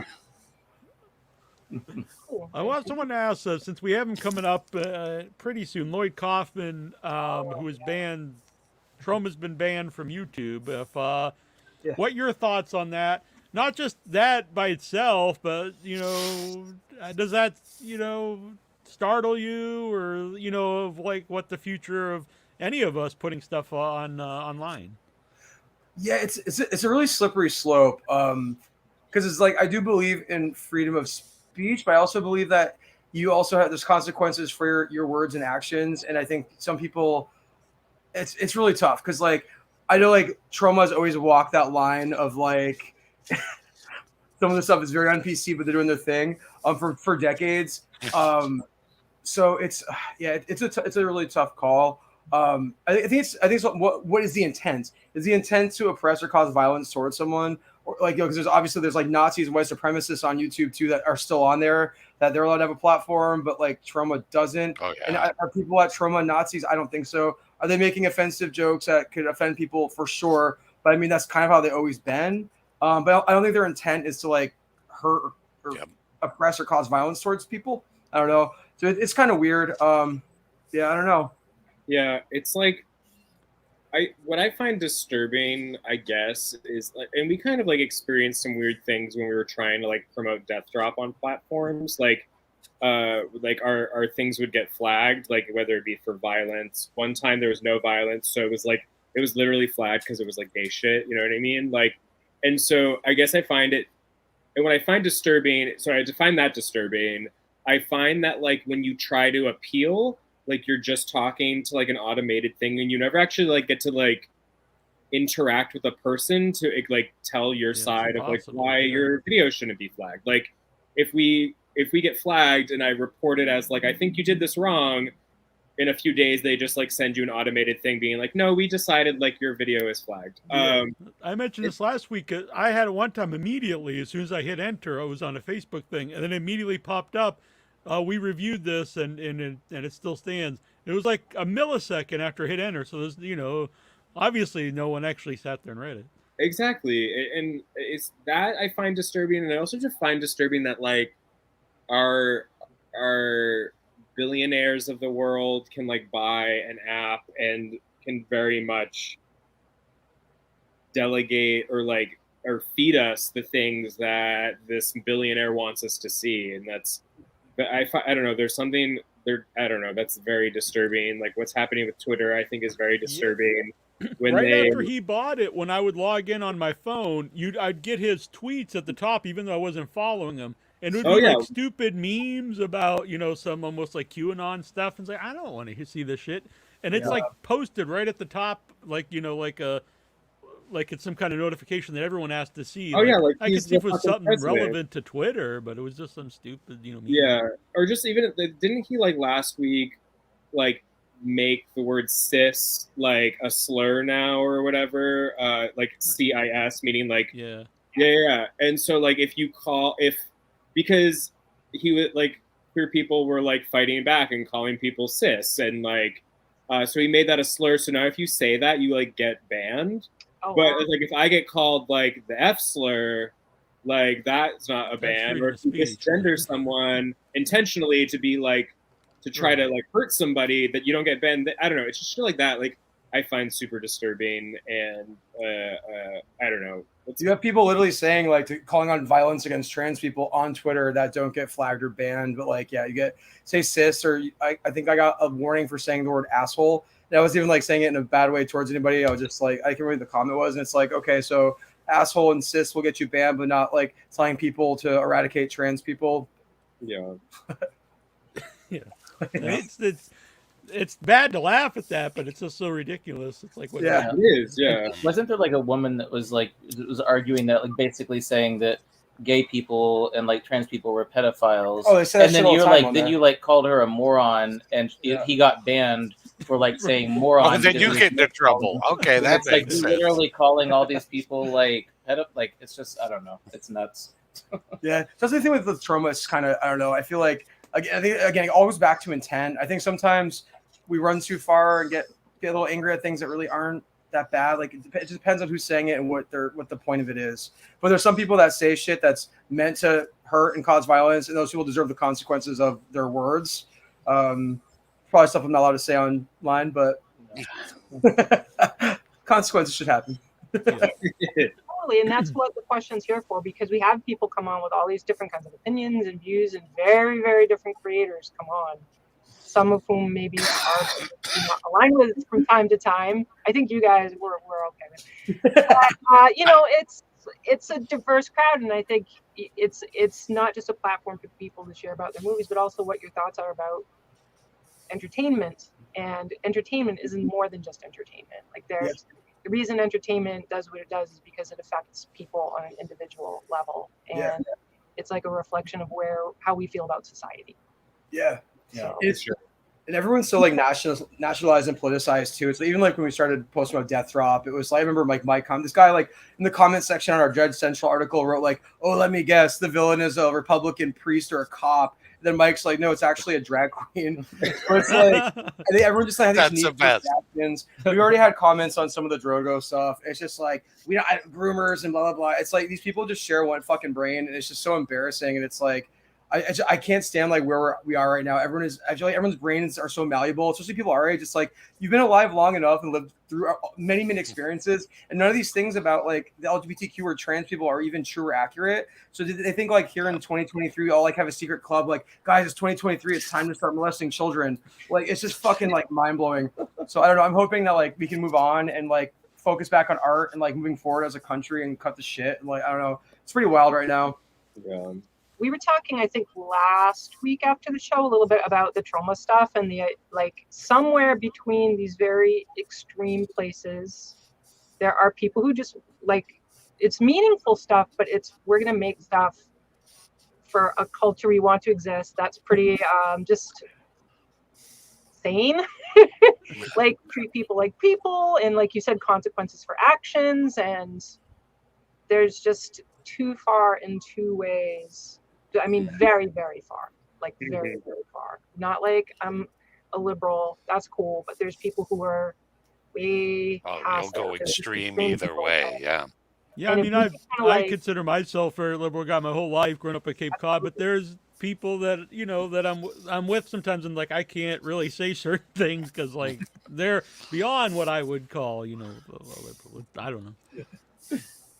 So it'd be nice for people to like, obviously those people are not destructive in the way extreme right-wing people are. That's a very different thing. It's a much scarier much scarier thing. But I would like to think that maybe the people that can have conversations maybe will start to overtake the extremes, and we can just, can't we all just get along kind of thing. Yeah. Right.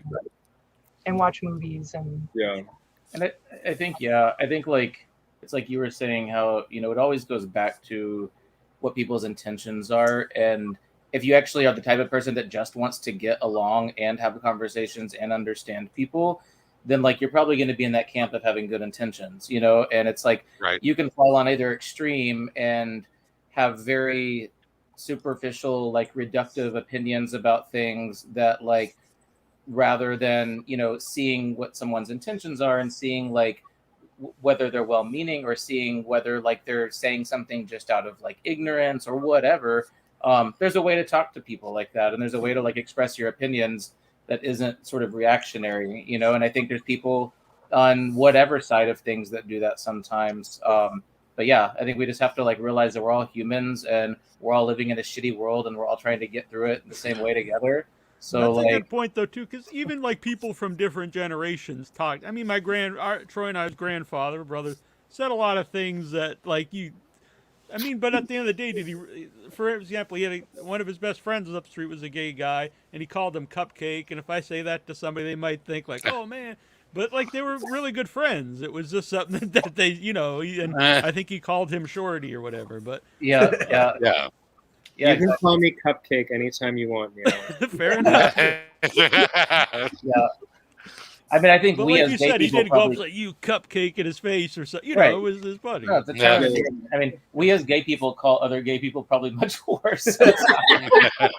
So, Well, the thing that drives me crazy is like half these people talking shit about the LGBTQ or trans people especially have never even met a trans person. They've never even met a gay person at this time. So they have these strong opinions about people they've never met and know nothing about. So just shut the fuck up and like just focus on your family and your friends and being happy and let people live. As long as it's not hurting anybody, you know, let people be happy. I don't know how you can invest that much mental energy throughout the day focusing on this shit. Like, I don't know. It's wild. Yeah, that would blow my mind. Yeah. Right? Yeah. So instead, go see Saint Drogo. Yeah. You're damn right. Yeah. Where everybody's bad. Very true. Exactly.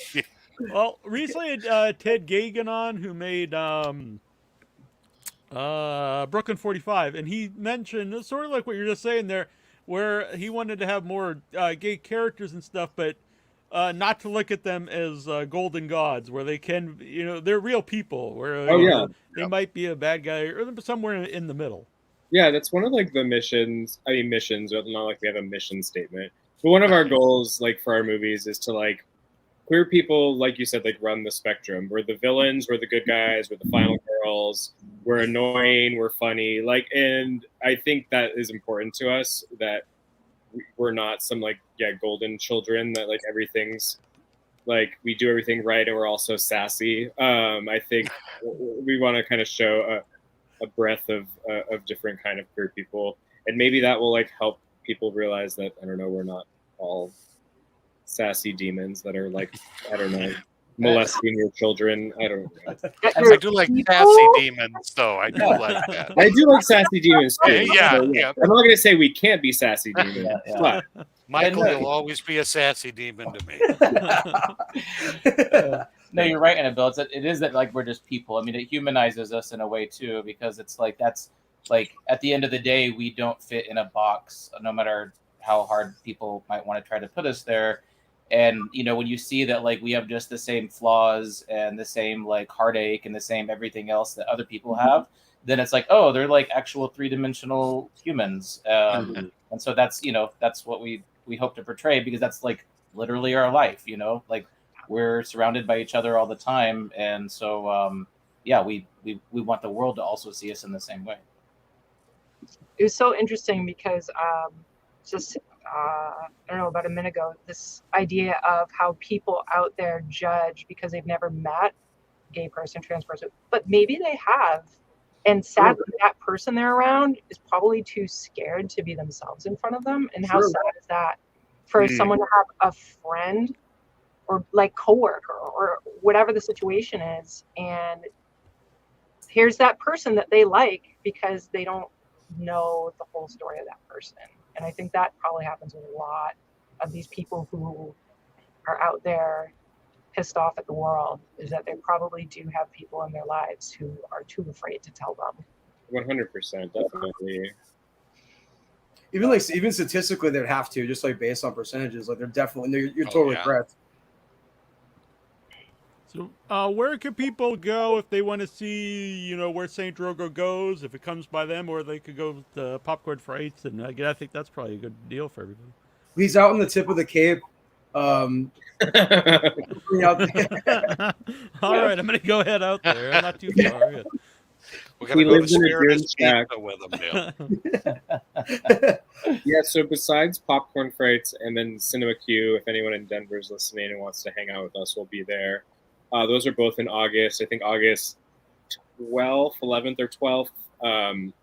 And then if you want to just follow and see where we end up, if you search St. Drogo on any of the platforms, we'll pop up Instagram, Facebook, or Twitter. Threads. What's that? Oh, and on Threads now. Yeah, I just joined that too and have like 150 followers in like a couple hours. What? Yeah. I'm on like, oh God, I don't know. I'm just like so tired. I'm just tired. Well, I've joined many of them that go nowhere, but this one actually looks like it might succeed. Yeah, it was like this weird, like, so where are we going now, guys? That Twitter's imploding. So we're on Threads also. Threads. All right. I was 55 years and 6 months old when I heard about Threads. Yeah. Oh, I know. Today, Mike was like, "Hey guys, we have our Thread account set up," and I was like, "I'm sorry." I was like, "What's selling T-shirts or something?" Right, we had to set up our TikTok, and I was like, "I'm not doing it. I can't do this. This is too much." Thankfully, Brandon like kind of understands it, but I just can't do it. Our original St. Drogo one got magically taken down, and they said it was for like a political something. And I was like, it was just videos of just like Joe Castro and us being stupid. It was so weird, but like, yeah, gone without trace. for content?" Yeah, right? my like wrestling content. one was No, has it's been like completely obliterated too, and I have no way to find it or even like this try goes to back fight to it my or anything. point. When you want to appeal something, Yeah. it's like a robot, and it's just like, nope. I don't know. Anyway, Yeah, there's nothing you can do. It's just gone forever, and yeah. so St. Drogo on basically any platform probably exists. Our little production collective, movie making collective, is called Monster Makeup. We'll also be posting there. Brandon Perras has his tag there, I believe. I couldn't figure out mine because I'm an old man. It goes back to me not wanting to learn Threads. But I'm Mikey_Joey on there. And we definitely post like where we'll be next and stuff. Hopefully throughout the fall and into the winter, it'll be more easily accessible. Oh shit! Who is that? Hello. That man. It's Uncle Lloyd here who's joining us. Uncle Lloyd making the scene. Yeah. Sorry, Your intervention. I'm sorry the lighting's so bad. Oh, it's fine. We see you good. So we were just talking about St. Drogo. Everyone should go check it out. And it was great to catch up with everybody here. And we talked a little about Troma. We're going to talk more about it here in a minute. Yeah. Thank you for having us. Of course. Thanks so much, guys. Always a pleasure to St. see you. Drogo is awesome. It Not was just good. you're Yes, here thank again. you. I really loved St. Drogo. It's great. Oh, thank you. Thank you guys for having us on. You guys are awesome. And hi, Lloyd Kaufman. Can't wait to have you back again. I am Anytime. If you guys are in Providence too, let us know. Oh, please. Yeah. Hit us up. Yeah. Yep. Hello, Annabelle. Awesome. Hi, Annabelle. All right. No. Bye. Bye. Bye, guys. Bye. Bye. All right. Well, look, we switch over here. Now we are joined by Mr. Lloyd Kaufman of Troma, who's unfortunately you're on YouTube right now, but but Troma is not. Yeah. We're sneaking you in there. Yeah. How do my eyes Sneaking look? you in here. Hopefully you don't get us banned from YouTube now. How do my eyes look? Oh, they They're look good. very bright. Yeah, I kind of like it. It's mesmerizing. Thank you. You can now like command us and we'll obey. Exactly. Yes, we're all being hypnotized at the moment. Yeah. That's why. We were just talking with the guys from St. Drogo about, of course, about their film, and then we started getting into, because this is Troma obviously everybody knows it around the world. No one in the film industry has not heard of Troma. So when people say, what do you think about it? They're going to have an opinion. And I think by and large, people's opinion is this is stupid. Yeah. What is happening?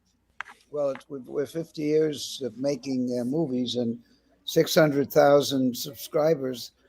That's community standards, plus Museum of Modern Art and the Museum of the Moving Image and the Cinémathèque Française and the Russian Film Institute, the Shanghai. I mean, I can go on forever. Oxford. Oh, yeah.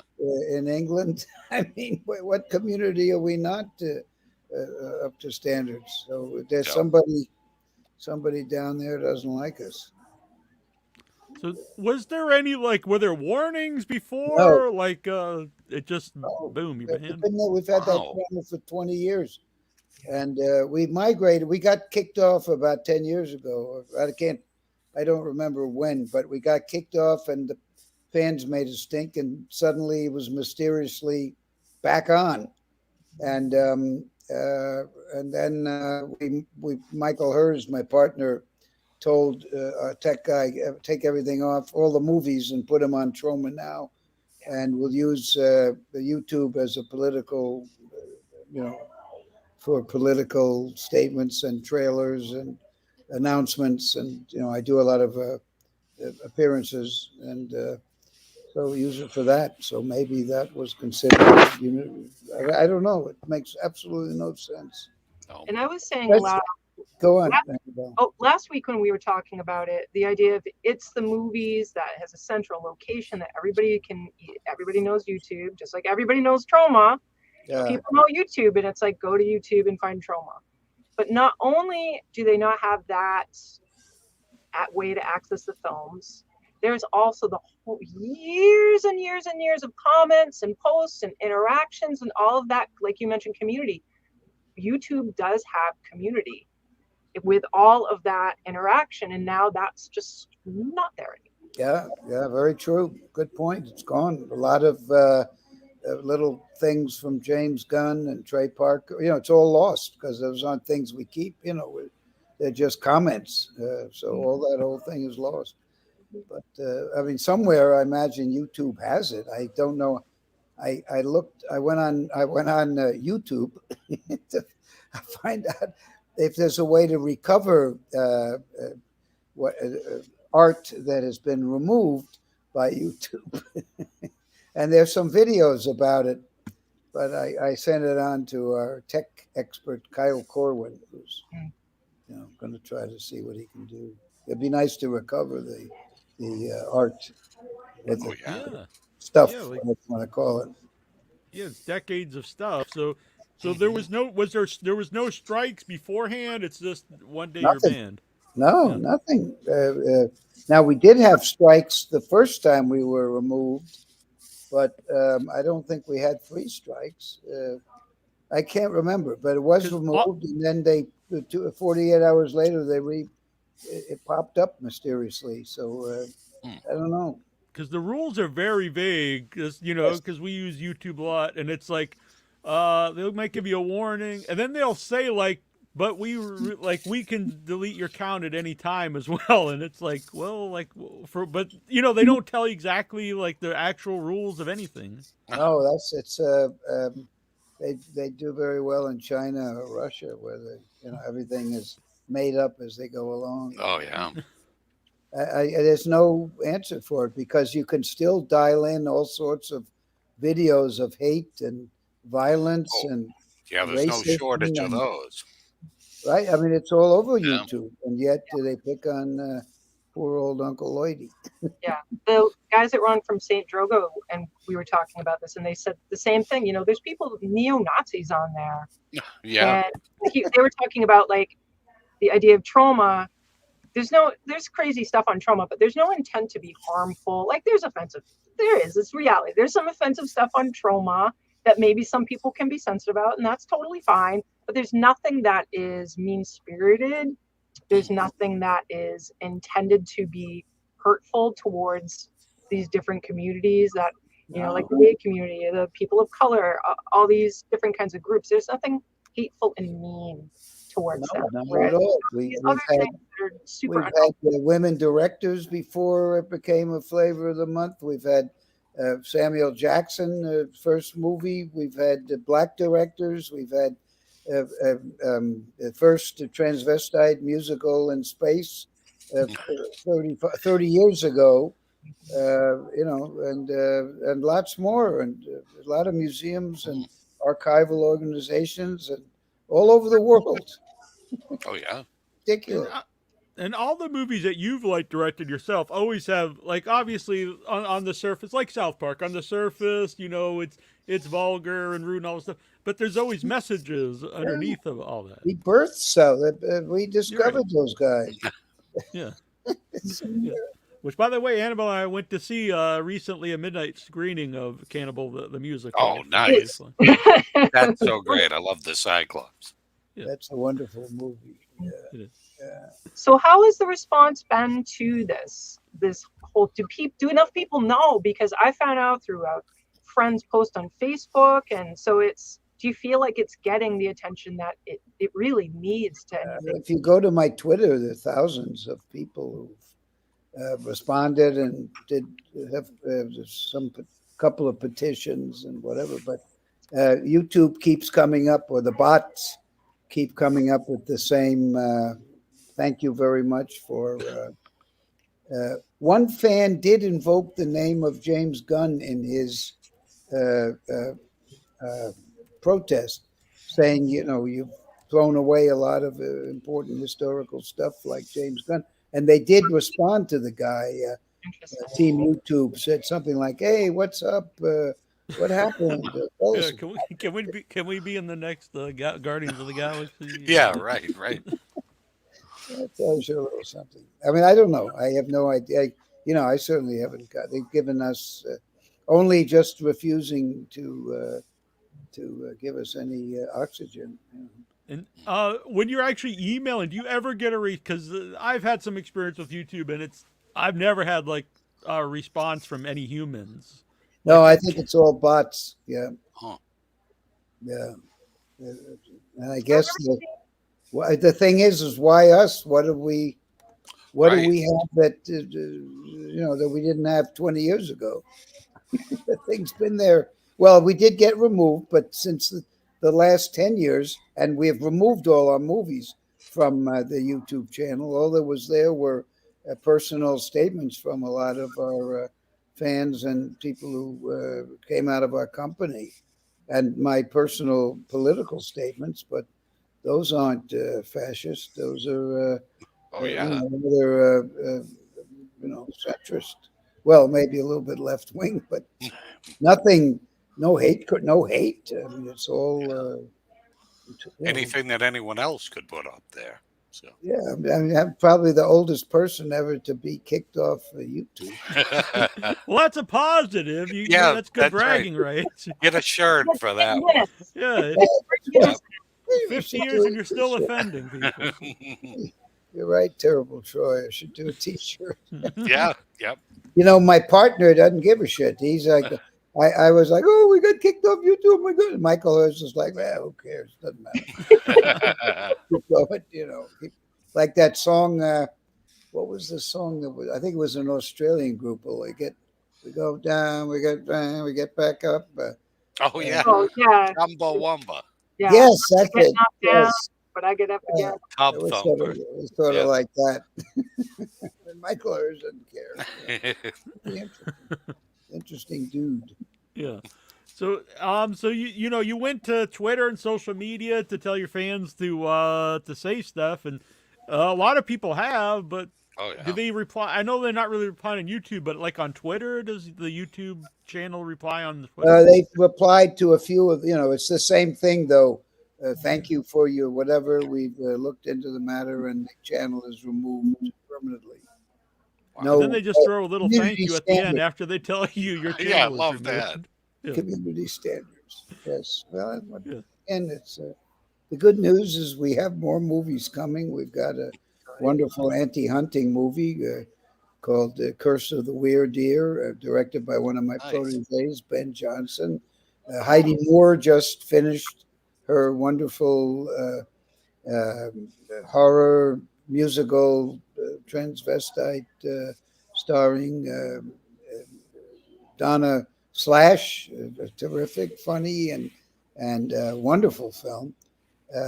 We keep making movies, but it gets a little bit. We sort of getting like we got squeezed out of not squeezed, policed. We got policed out of Sundance years ago, Oh, wow.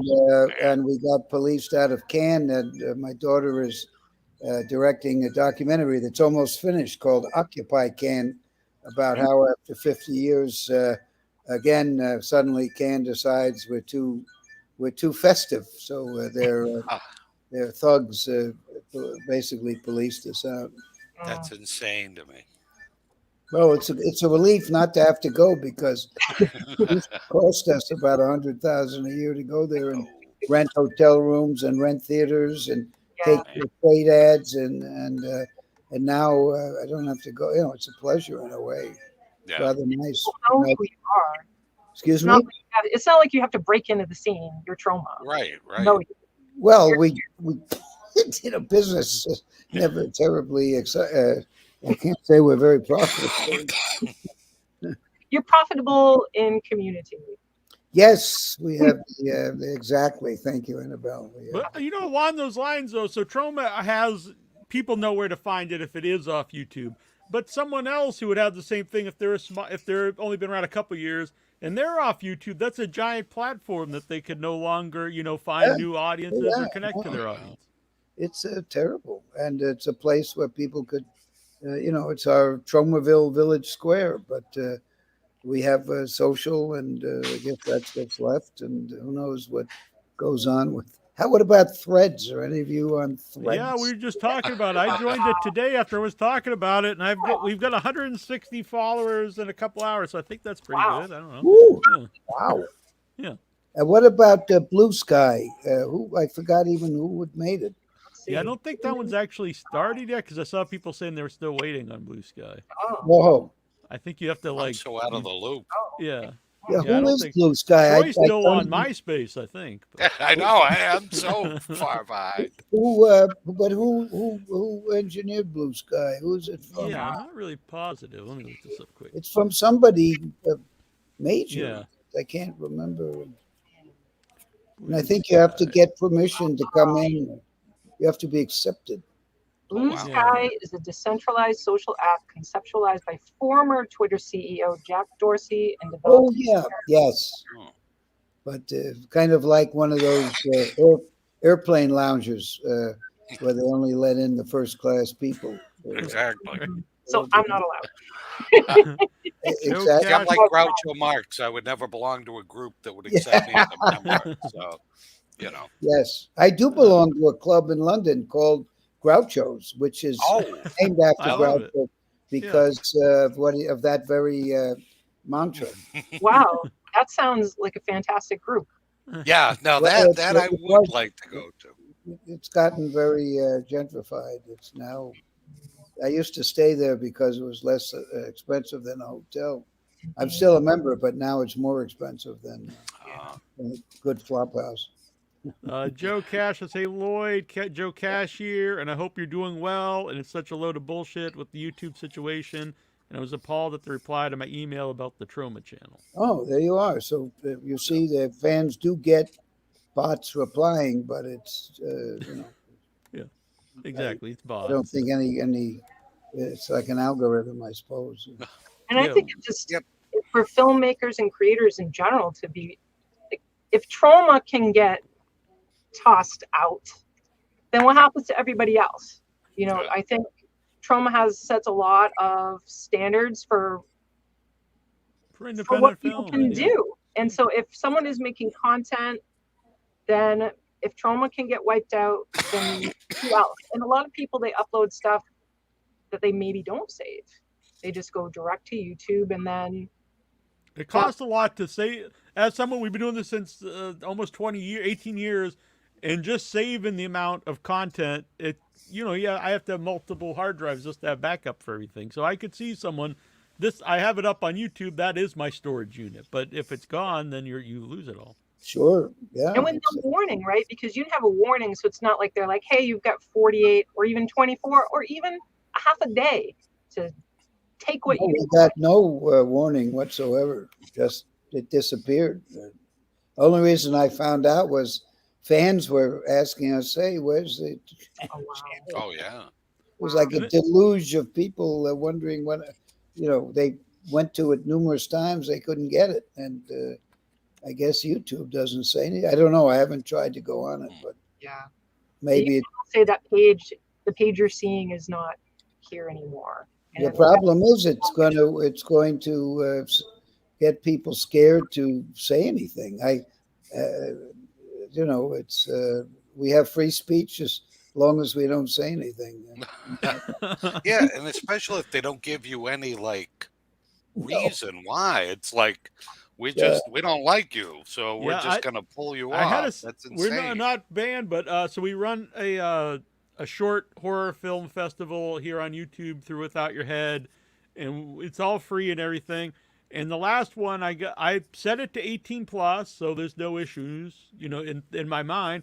And after it was over, I got a notice that now we have a warning on the site because of nudity, and it gives this really weird thing about nudity. It's like nudity itself is fine, but if it's intended to entice someone, it's not fine. And I was like, I think all nudity is probably going to entice somebody. I don't know.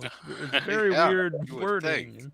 Yeah. All sorts of YouTube videos of kids riding the top of the subway cars and getting knocked off, and people getting run over, and people Much out of worse windows. things for you than a nipple or something. Yeah. Crushed. Yeah, Yes. yeah.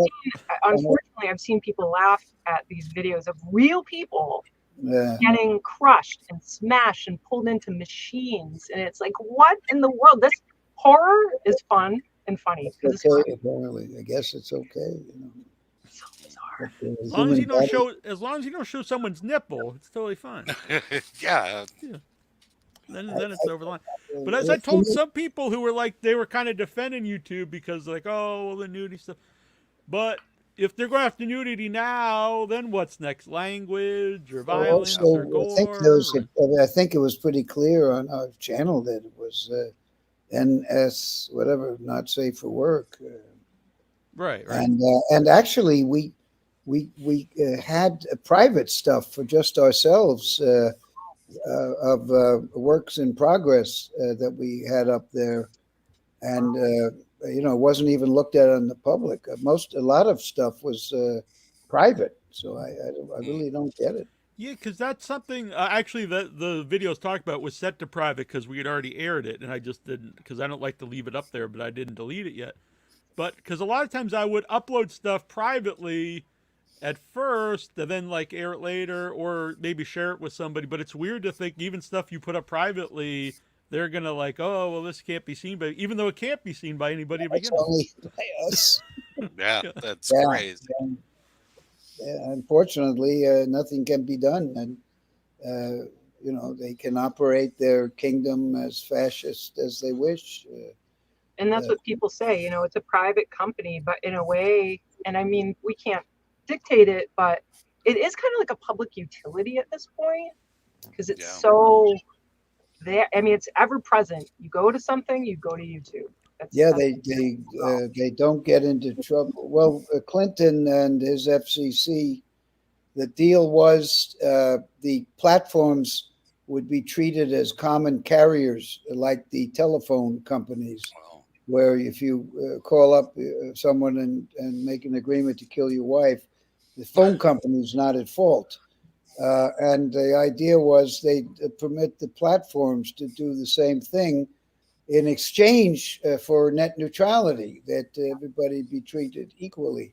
But clearly that has not resulted. And Amazon also, the independent movies that they put on get fractions of pennies for thousands of views. And, and meanwhile, the major movies are on there, many of them with lots of, there's a wonderful series on Netflix called Sally Forever, where she defecates on a man's face. It's very funny, but you see her taking a dump on a guy's face I mean, that's pretty intense, but no problem.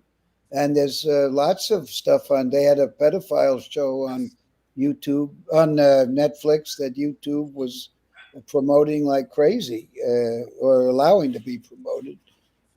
French, naturally, and you know, it's a Oh, I know what you're double talking standard. about. I remember that. Don't remember the title of it, but I know what one you're talking about, the French one, because there was a lot of people up in arms about this film that depicted Yeah. like girls dancing. Wasn't that it? It was The one little kitties being made up as tarts. I don't remember the name either, but it was clearly lascivious, and but that's okay. Apparently, YouTube was happy to take ads for it and promote it too. Delighted.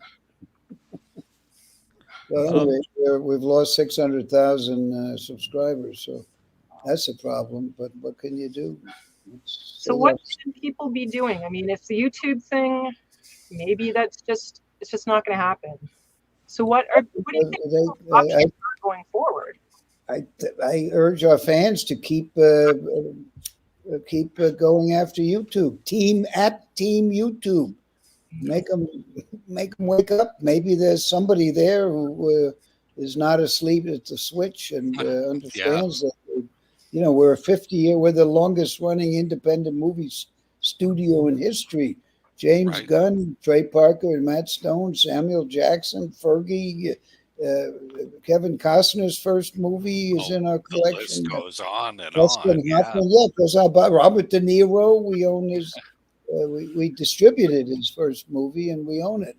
And it goes on. You know, we've got tons of of people we've discovered. Marissa Tomei is in the Toxic. I mean, I can go on and on forever. Oh yeah, but, absolutely. I've written 7 books, most of which have been well received. New York Times has reviewed our movies quite favorably over the years. There's really no excuse. If I had a pro bono lawyer, you know, if there was some lawyer who wanted to become famous, I have a feeling he could cause, you know, make some noise and maybe get some money out of YouTube, because clearly it's very damaging to us and our subscribers. It's awful. Oh yeah. It does. So if you have any lawyers listening, you know, they take the case of people. The lawyers are happy to take a case of a wife who's drowned her 3-year-old kid in the bathtub because that gives them fame, or someone who's murdered 36 kids in a school. But this would be a free speech issue and could be pretty interesting, and I think would afford the pro bono lawyers some great publicity. So if there's anyone out there, Uncle Lloydie's looking for you. We can't afford it. We just don't have any money. Yeah, trying to fight something like YouTube, and that's something they know. You know, YouTube knows that. What can people do other than fight with their words and their money? So if there's people out there, like I saw someone earlier said that they actually pay for YouTube. Yes, Plus I or whatever put it out is. Stephen Ray Hughes. I emailed them saying I pay for premium every month. I want my Troma. And Kitty, before Stephen, Kitty said something similar. Yeah, Troma is an important part of movie history. Yeah, it is. Absolutely, yeah. Yes. And I'm surprised that there's not more support with, like, because like we were talking about last week, it's like once they come for you guys, like people they're lying to themselves if they don't think they're going to be next for whatever reason, just out of the blue. Very true. That's right. You have to be careful, and I guess maybe that's the point of it. I really don't know. You know, hard to say. I mean, I can't figure it out. No. I'm wondering what content they want. If they want to curate a particular content, I'm wondering what that actually is. Like, is this going to be like a gentrification of YouTube where they're going to bit by bit squeeze out voices and have it be this is what they've curated for what they want to exist in the world, because they have money. They want money. So I don't think they're going to get rid of the people with 4 million subscribers who are making a lot of money for YouTube. I guess we were not big enough. I think if we had 4 million subscribers, I don't think they would have dumped us. I think a lot of it's about money and IP. I think the fact that we won't, YouTube did put something up a while back that some of my fans have sent me, that they had planned to remove channels where YouTube didn't have the right to repurpose the channels. Oh, And, really? yeah. By the way, my wife is New York City, just appointed New York City Film Commissioner, by the way. I remember Nice. meeting her once upon a time. Congratulations. She's an Yeah. amazing woman. She was New York State for 20 years, appointed by Republican and Democratic governors. She did such a good job, and she retired for a while, and now she's been appointed by our mayor, who seems like Couldn't stay away. No. She's a very they need her. They impressive. need her. It's all about, again, it's about money, bringing money into the city and working for the city, not to climb the food chain. Very few people in the political scene are willing to do that. Everybody in our where are you guys located? New England. I'm New in England. Troy, in Massachusetts. Yeah. Well, I'm sure you know that the Senate is a millionaire factory. People go in and come out as millionaires. Even Bernie's got 3 homes. I don't think he's ever had. I mean, I would have voted for him, but he didn't make it. But he's never. I don't think he's really had a job. Biden's never had a job. That's for sure. He's got a proud son, though, drug addict. I'm sure Biden's son's YouTube hasn't been removed. His wife was a teacher, though, right? Biden's wife. Excuse me? I think Biden's wife, not Biden. Yes, she's great. No, absolutely, she's a teacher, and I guess she's teaching. She's not the president, but she's teaching good stuff. Second wife, of course. Yes. Joe says, I'll put you in touch with a lawyer Lloyd who works for me and boxer Amir Khan, etc. And sounds like a case he would enjoy. So. Great. Go ahead, Joe. I'm ready. Yeah. He says he'll cover the cost, as YouTube needs to be held accountable. Oh. That's what we need. We need pro bono, not to be confused with the shares bad skiing husband. I got you, babe. Yeah. Yes. We've had you on many times over the years. We started in 2006, and something you used to talk a lot about, and you just mentioned it, is net neutrality. I don't think people really understood what you were really championing for at the time, and I think people, Well, now unfortunately it's been they've walked all over it, and it just was an excuse to let the platforms have a common carrier status, and they all lied.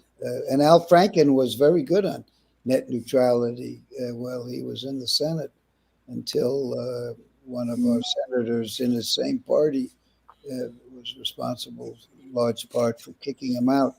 But he called the head of Comcast a liar, and which he was. They didn't stick to it, as you can tell. Where are the independent studios? Where are they? We're the last one, I think. Roger Corman's 97. He's fairly active. In fact, he and his wife are executive producing Occupy Cannes, which is the documentary. Oh, nice. That Lily Hayes, our daughter, is almost finished about Troma at Cannes. Now, usually when they say an independent movie, it's something that costs still costs $3 or $4 million. Yeah, but nonetheless, it's okay.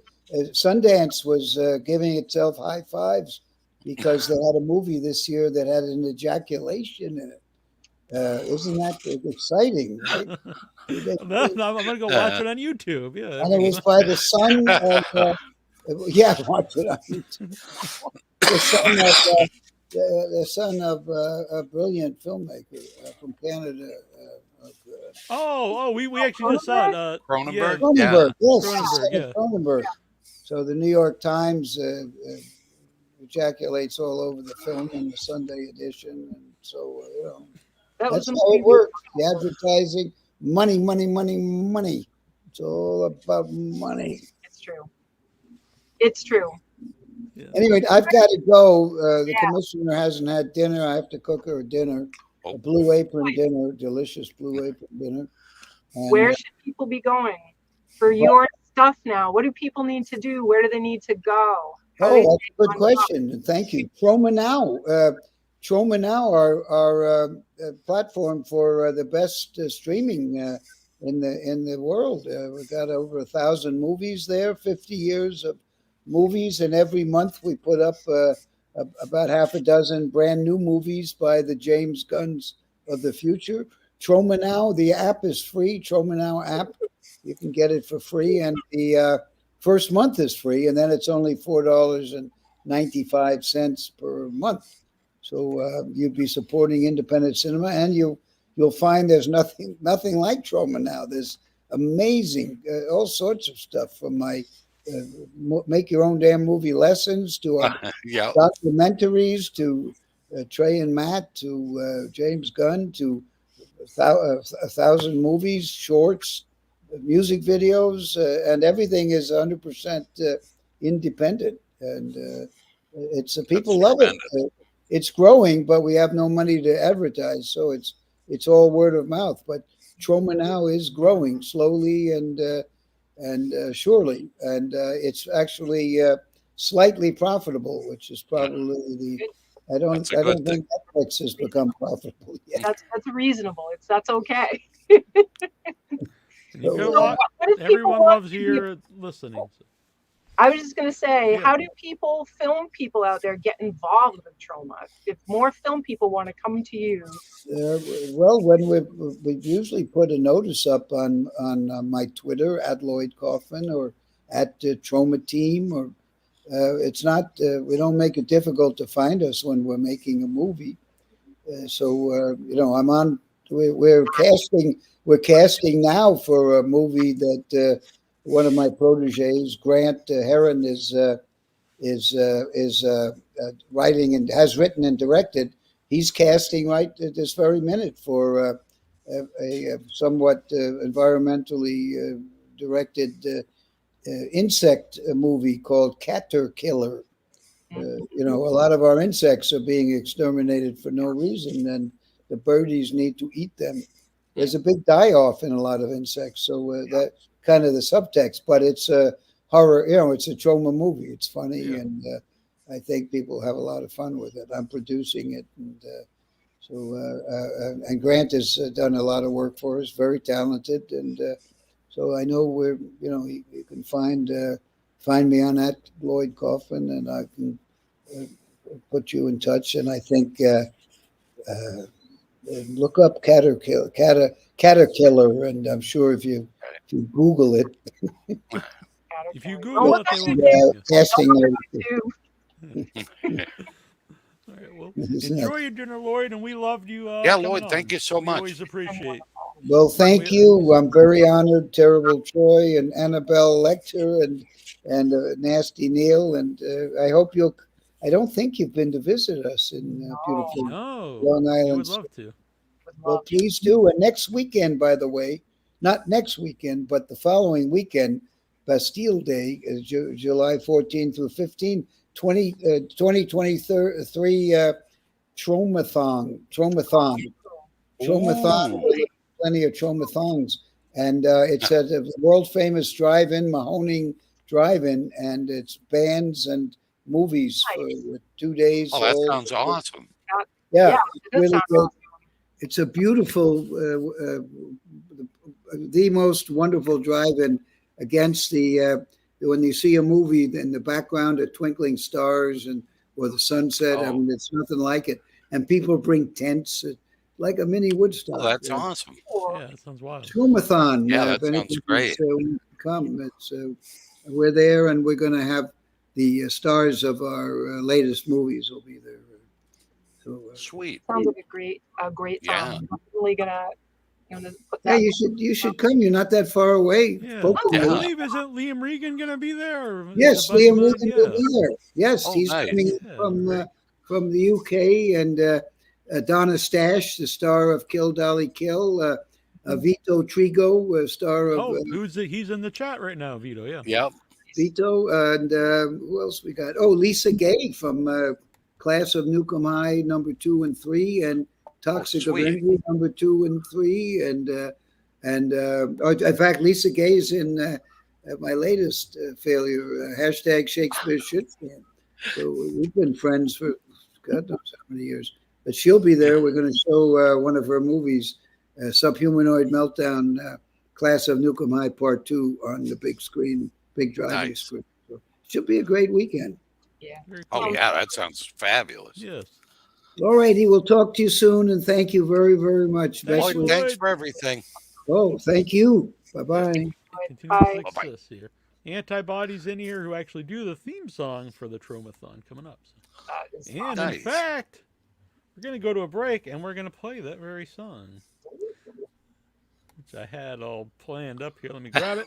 And then we'll come back and we'll talk some stuff. Stuff and things. So we got about 2-minute break here. things and stuff. Okay. All right. Here we go. If you dig B films with blood and gore, special guest music, cosplay, and more, then come along with me. Let's watch Troma movies. Look, it's Mark Torgold, James Gunn, and Lemmy. Tromathon at the Mahoning Drive-In. Come meet Uncle Lloyd Kaufman. Tromathon at the Mahoning Drive-In. You'll turn into a cretin. Tromathon at the Mahoning Drive-In. It's totally traumatizing. Tromathon at the Mahoning Drive-In. See you in Lehighton. Tromathon in Lehighton, PA. Let's go. Meet Toxie. Let's go. Raffles and giveaways. Let's go. Movies and Lloyd Kaufman.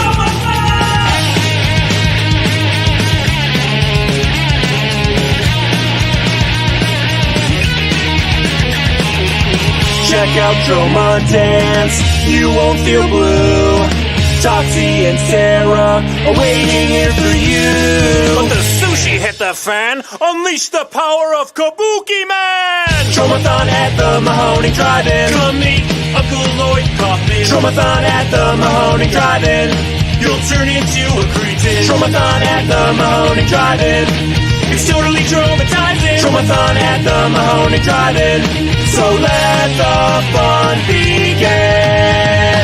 Oh, hi there, this is Roger Ward. You probably know me from Mad Max or whatever. Played Fifi, and you are watching Without Your Head. But I gotta say, you and me, Max, we're gonna give them back, the heroes. Hey, all right. Where's Troy at? Did he have to go? Yeah, he had to split. Well, I'm glad he was here for the whole. Me everybody. too, yeah. Very happy. It's been an amazing show so far.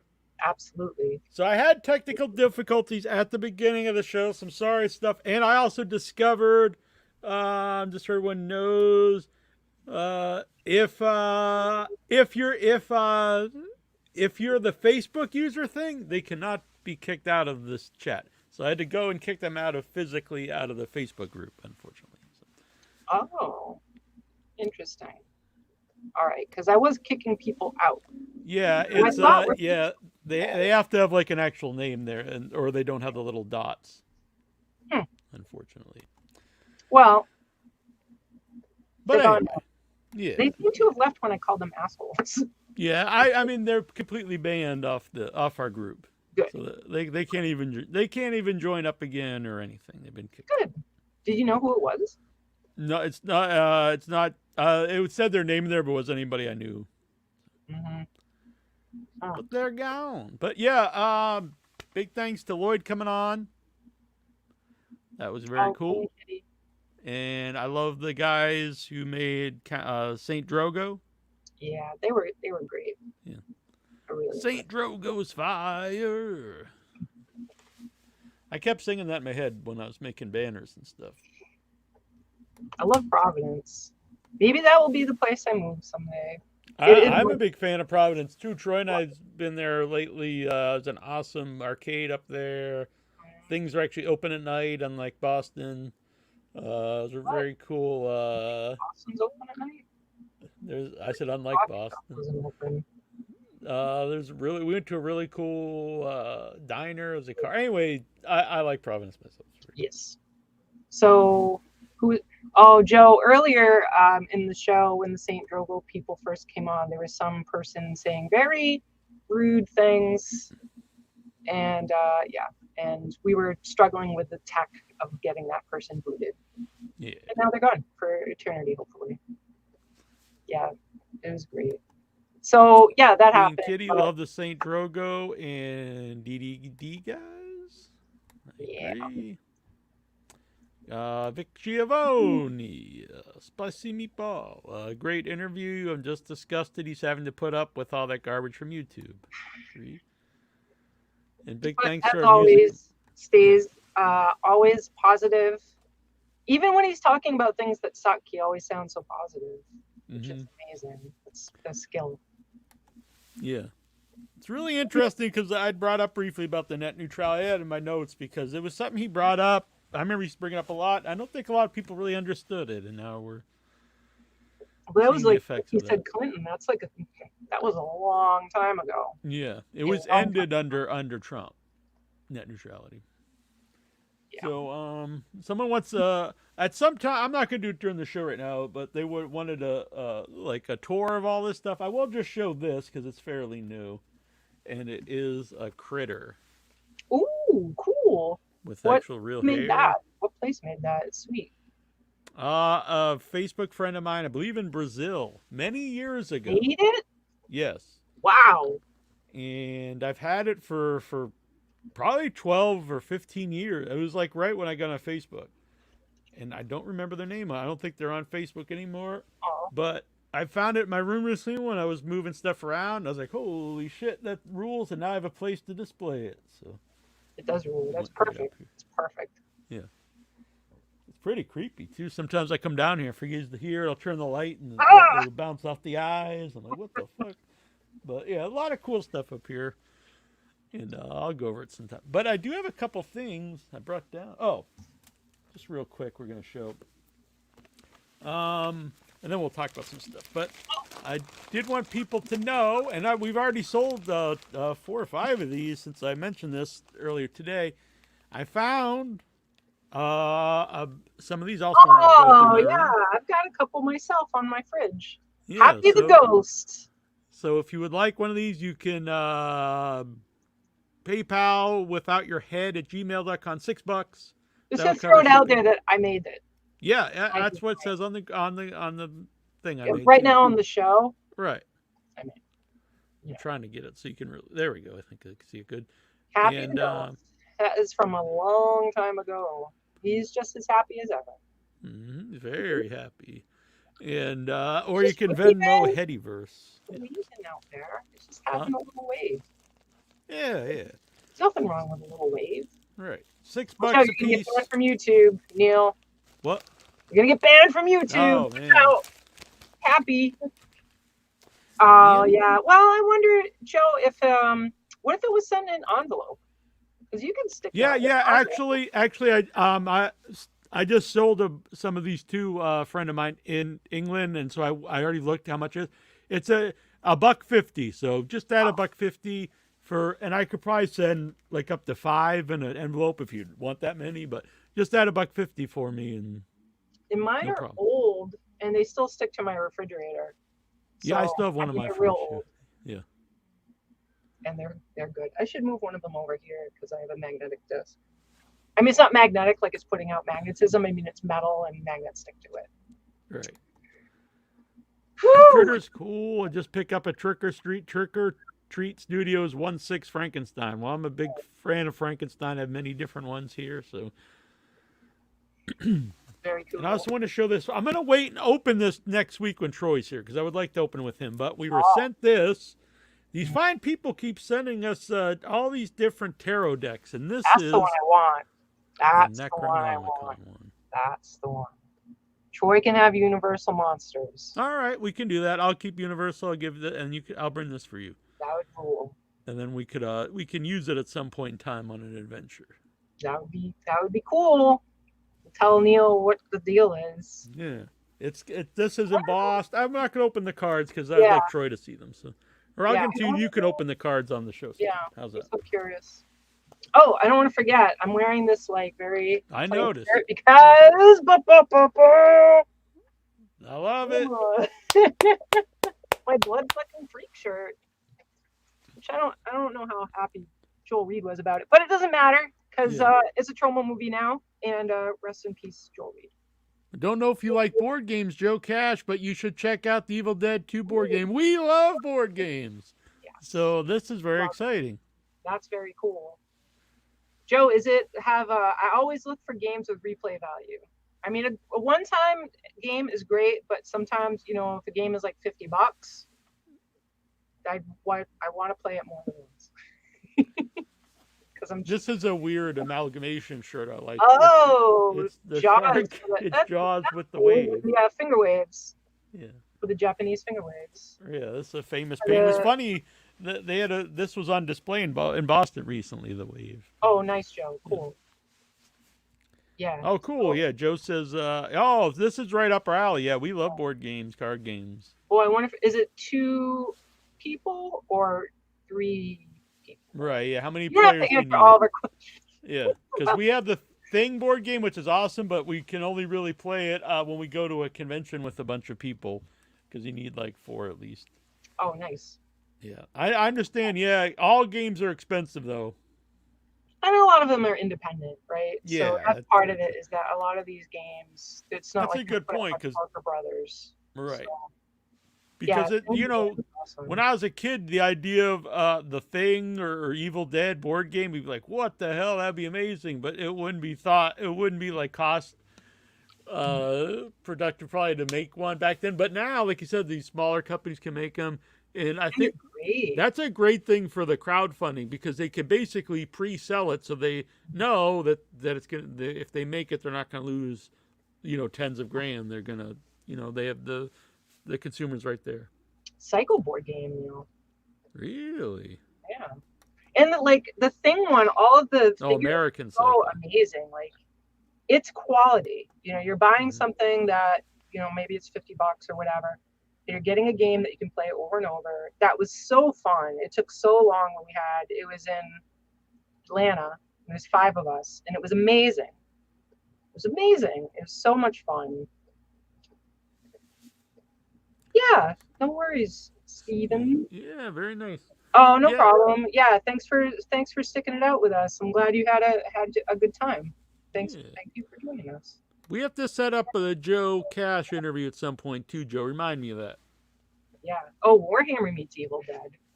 That sounds cool. So you can I'm guessing that it can get really expensive because you keep adding in Deadites and such. Just Ash, killing all the Deadites. Or maybe he's got some buddies. I don't know. Oh, cool. Yeah.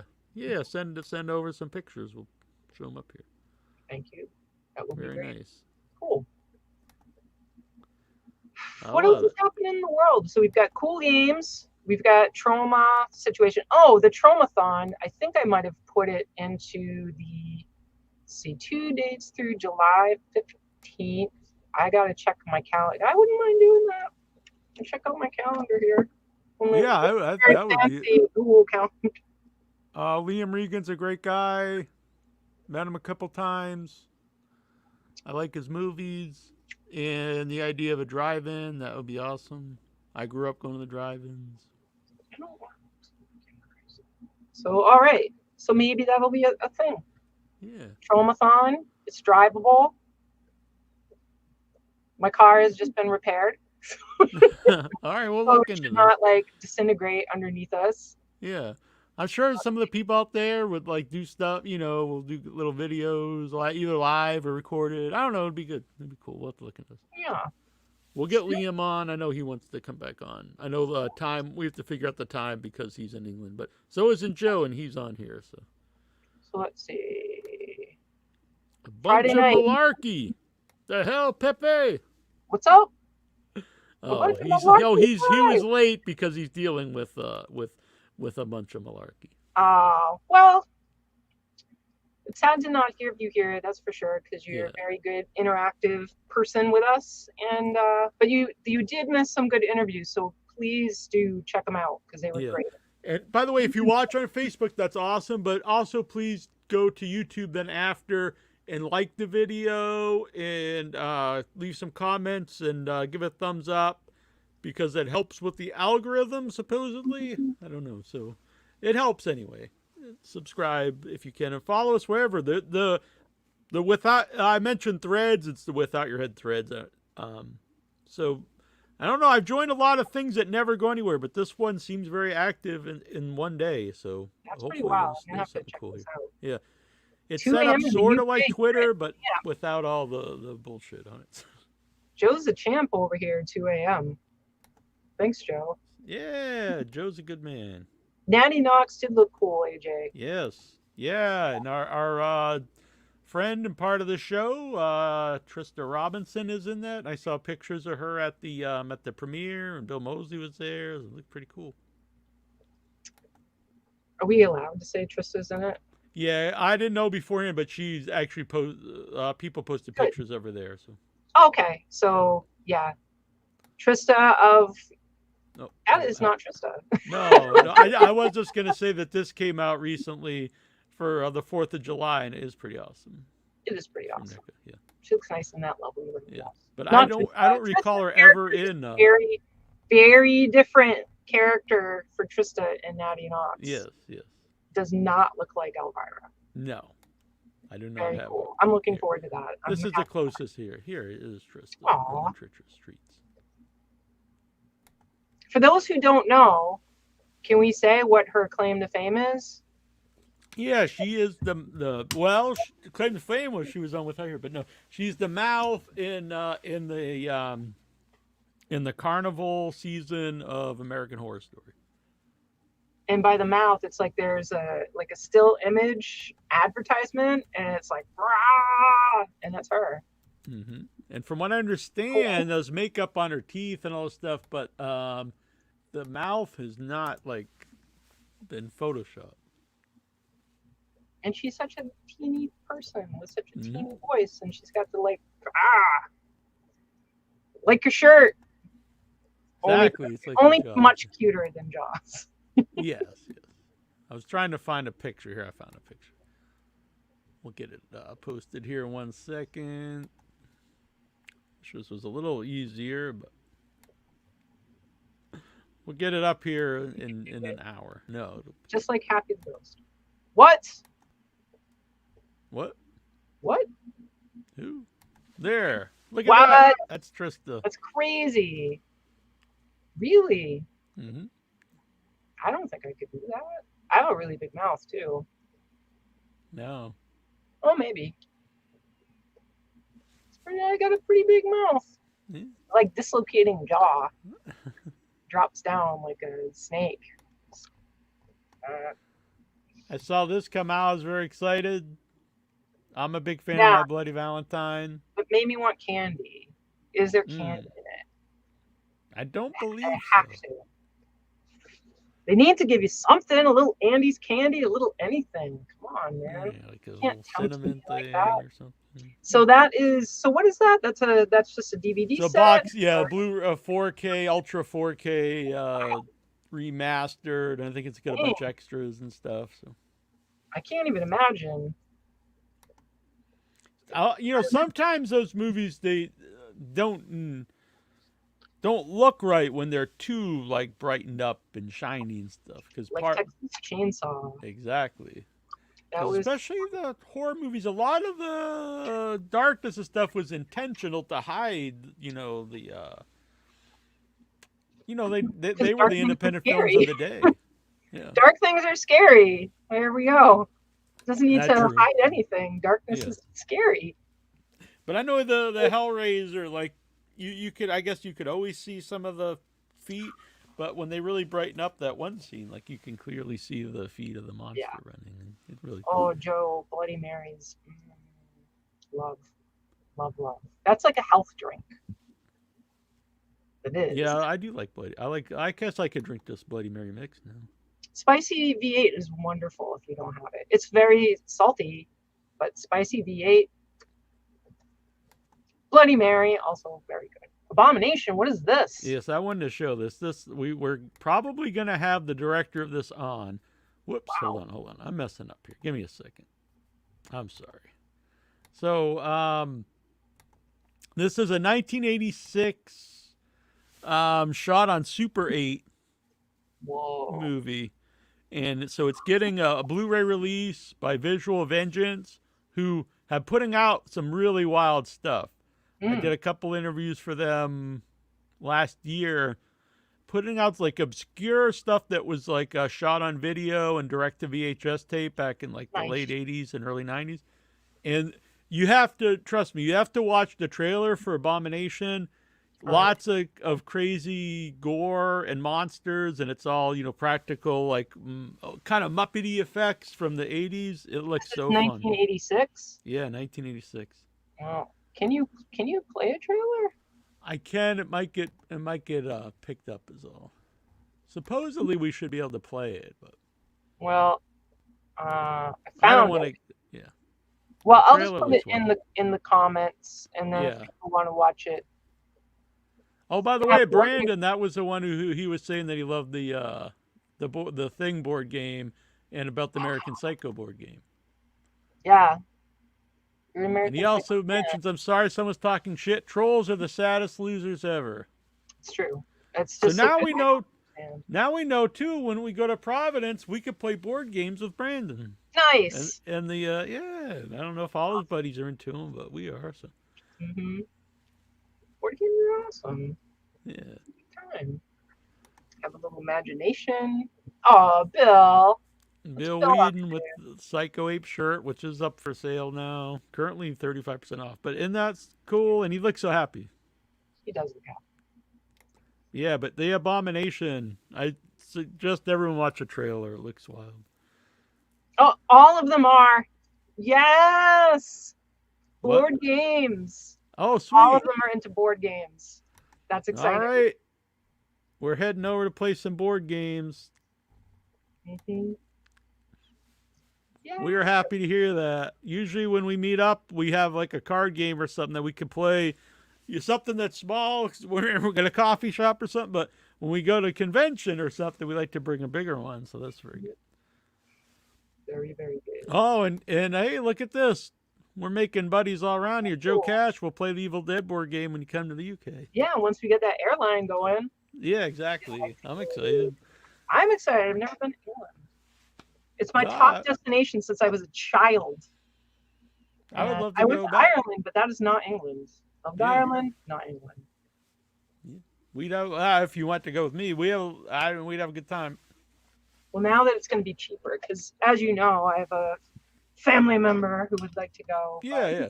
We'll see what happens. But yes, of course, I would love to go with you. We just have to figure it out.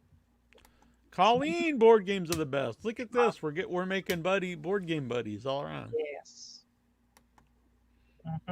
We need to do. Maybe we need to think about doing more game reviews on the show. Yeah, that's a good idea. Yeah. I noticed we have a Flux one because I noticed was getting some comments. And it's got like thousands and thousands of views, which I did not realize. Yeah. Wow. Cool. Flux is great for people that do card stuff. It's really fun. I don't know how to describe it. When I first played it with someone else, they were like, no one understood. No, I got it with a person and we didn't understand. There was no real way to describe it to Neo when I first showed it to him. It's like, it's this ever-changing game. It's like you have your cards and you've kind of got like items and people, and then there's goals you're supposed to make, but the rules change all the time. But it's a lot of fun because it does always change. And the different, like they have themed ones. So there's Pirate one Neil just picked up. It was like, yeah, we haven't played yet. Cthulhu, there's Zombie, there's Math Monty one. Python, really fun. They've got like family one. So it's far, the span of topics it goes wide and far. But it really is a very fun game. And you can have two people. Yeah.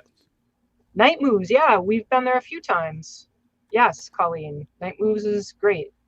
How long ago? Yeah, we went for my For birthday. your birthday, that's right. Night I was Moves. seeing Neil around the town for his birthday. Yeah, that was a good time. We went to play we went Oh to my play the God. Thulu game, and by the time we set it up, we were like, I don't think we could even read the rules anymore. Sucked. And then it was so stupid because we were like talking about it, and then this person from our audience was like, I know how to do it.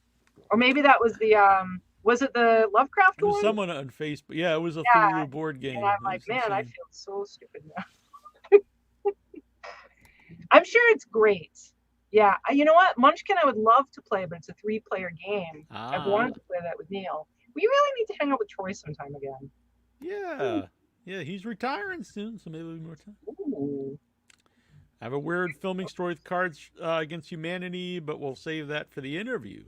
Love Monopoly too, I do too, but that usually divides board game fans. No, I'm a big fan. Monopoly. I can't even imagine. I can't even imagine. What would you gather for Dale Earnhardt? I don't even know what you would claim. I don't know. What would your pieces be? Would it be different cars? I saw in Cambridge when we went there. We got to review those two. When we were in Cambridge, I saw the David Bowie Monopoly, and I just thought, like, would this be something he would want? I don't know, but he is so lighthearted. When the internet first was there wasn't even social media. There was chat rooms, and he'd be very interactive. He was like ahead of his time, and would just be a person, and was very lighthearted. So he'd probably be totally cool with it. that reminds me. I know it's not horror related, but this weekend for people at at AMC theaters. Let me just grab it real quick so I know exactly what I'm talking about. I thought it was pretty cool. I think I might go to it. What is it? Let me get it here real quick. Is that? Oh, Ziggy Stardust and the Spiders for Mars concert. They're showing one of the most iconic performances in the history of modern music, David Bowie's retirement of his Ziggy Stardust alter ego in front of 5,000 fans at London.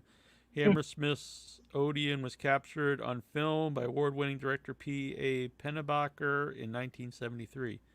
In celebration of the 50th anniversary of this event, the original uncut version of the film has been restored in 4K with a 5.1 theatrical mix and will feature never-before-seen performances with legendary guitar player Jeff Beck. Oh, wow. I think Jeff Beck just passed away not very long ago.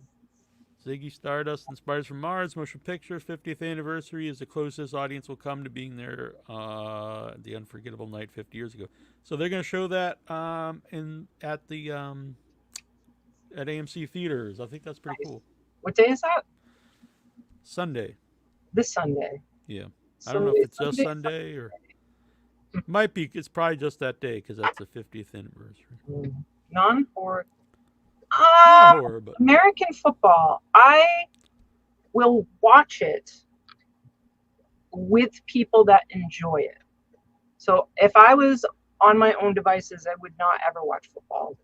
But if I'm with people, like I get the game, and I kind of like that in general. If people are having a good time and they get into something and they're really passionate about whatever their hobby, whatever is, as long as it's good natured, I'll enjoy it.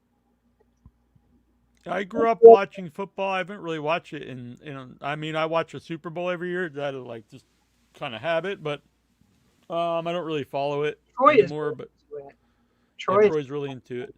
Yeah. It's weird. I've been selling a lot of my old clothes, and I had so many like jerseys and stuff, and I don't really wear any of that kind of stuff anymore. But I grew up watching it. I used to have a John Elway poster. I was a big Denver Broncos fan. And then a Patriots fan because that's the home team. Oh, that's Troy's girlfriend is a big Packers fan. Cheesehead. Carol Lee. And Troy's a Browns fan for some reason, like the worst team in history. The Bears are not doing so good last year either. it is funny when you have people in your world that like different teams. Uh-huh. And Yeah, then our there are uncle's a people Giants who fan. Seemed like trash talk everyone each in other. our team, Yeah. everyone in our family were different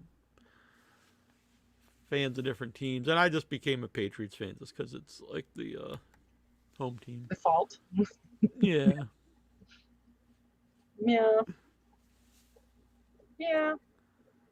Well, But yeah, I think the only sport I watch now is pro wrestling I don't really. and just AEW. I don't think there's any sport that I watch on my own. Like I said, I can get into things that other people are watching if they're having a good time. Because usually, like, people can get excited about what's happening and, you know, have food. I like the food associated with sports. I like that aspect, the social part. I think that's really enjoyable. Like here, it's like I love having you guys over here chatting with. Like I love talking with Neil too, but it's cool to have you find. Yeah, I'm glad people came out here. It's really nice. A lot of people here. Makes the show fun. But yeah, I won tickets when I was. It was a year after the Patriots got destroyed by the Bears in the Super Bowl. I'm not sure what that was. That was 86. like in third grade. Well, now I am aging myself. That was a long So time. the next year, I won tickets to a game, and it included what do they call the pre? It's like a party, and they had hot dog. I forget what it's called. But anyway, it included that. So they had a part. They had like it was part of everyone who won was part of this, and they had hot dogs stuff. But why I remember it was the year after they got destroyed. They gave out these. They were either free or just a couple bucks, and they were the foam hands saying "#1 New England Patriots Super Bowl winners," even though they lost. So they had made these, I guess, beforehand, and then the next year they were just either give them out or sell them for like $2 or something. But I just remember that. But yeah, we won. I won like 5 tickets. It was pretty. I think cool. we got to put Vic's comment up on the screen. I can sit through any sport as long as pizza is on the menu.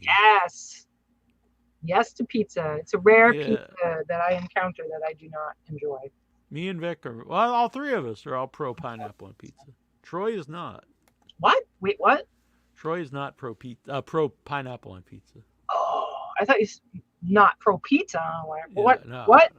No more on the show, Troy. You're off the island. You have to like pizza to be on the show. The qualifier. Like horror movies, doesn't matter. Do you like pizza? You're in. Yeah, thin crust. Not really a big fan of. I love pineapple pizza. Good. That's wild. I don't pineapple olives. I don't know. Try it.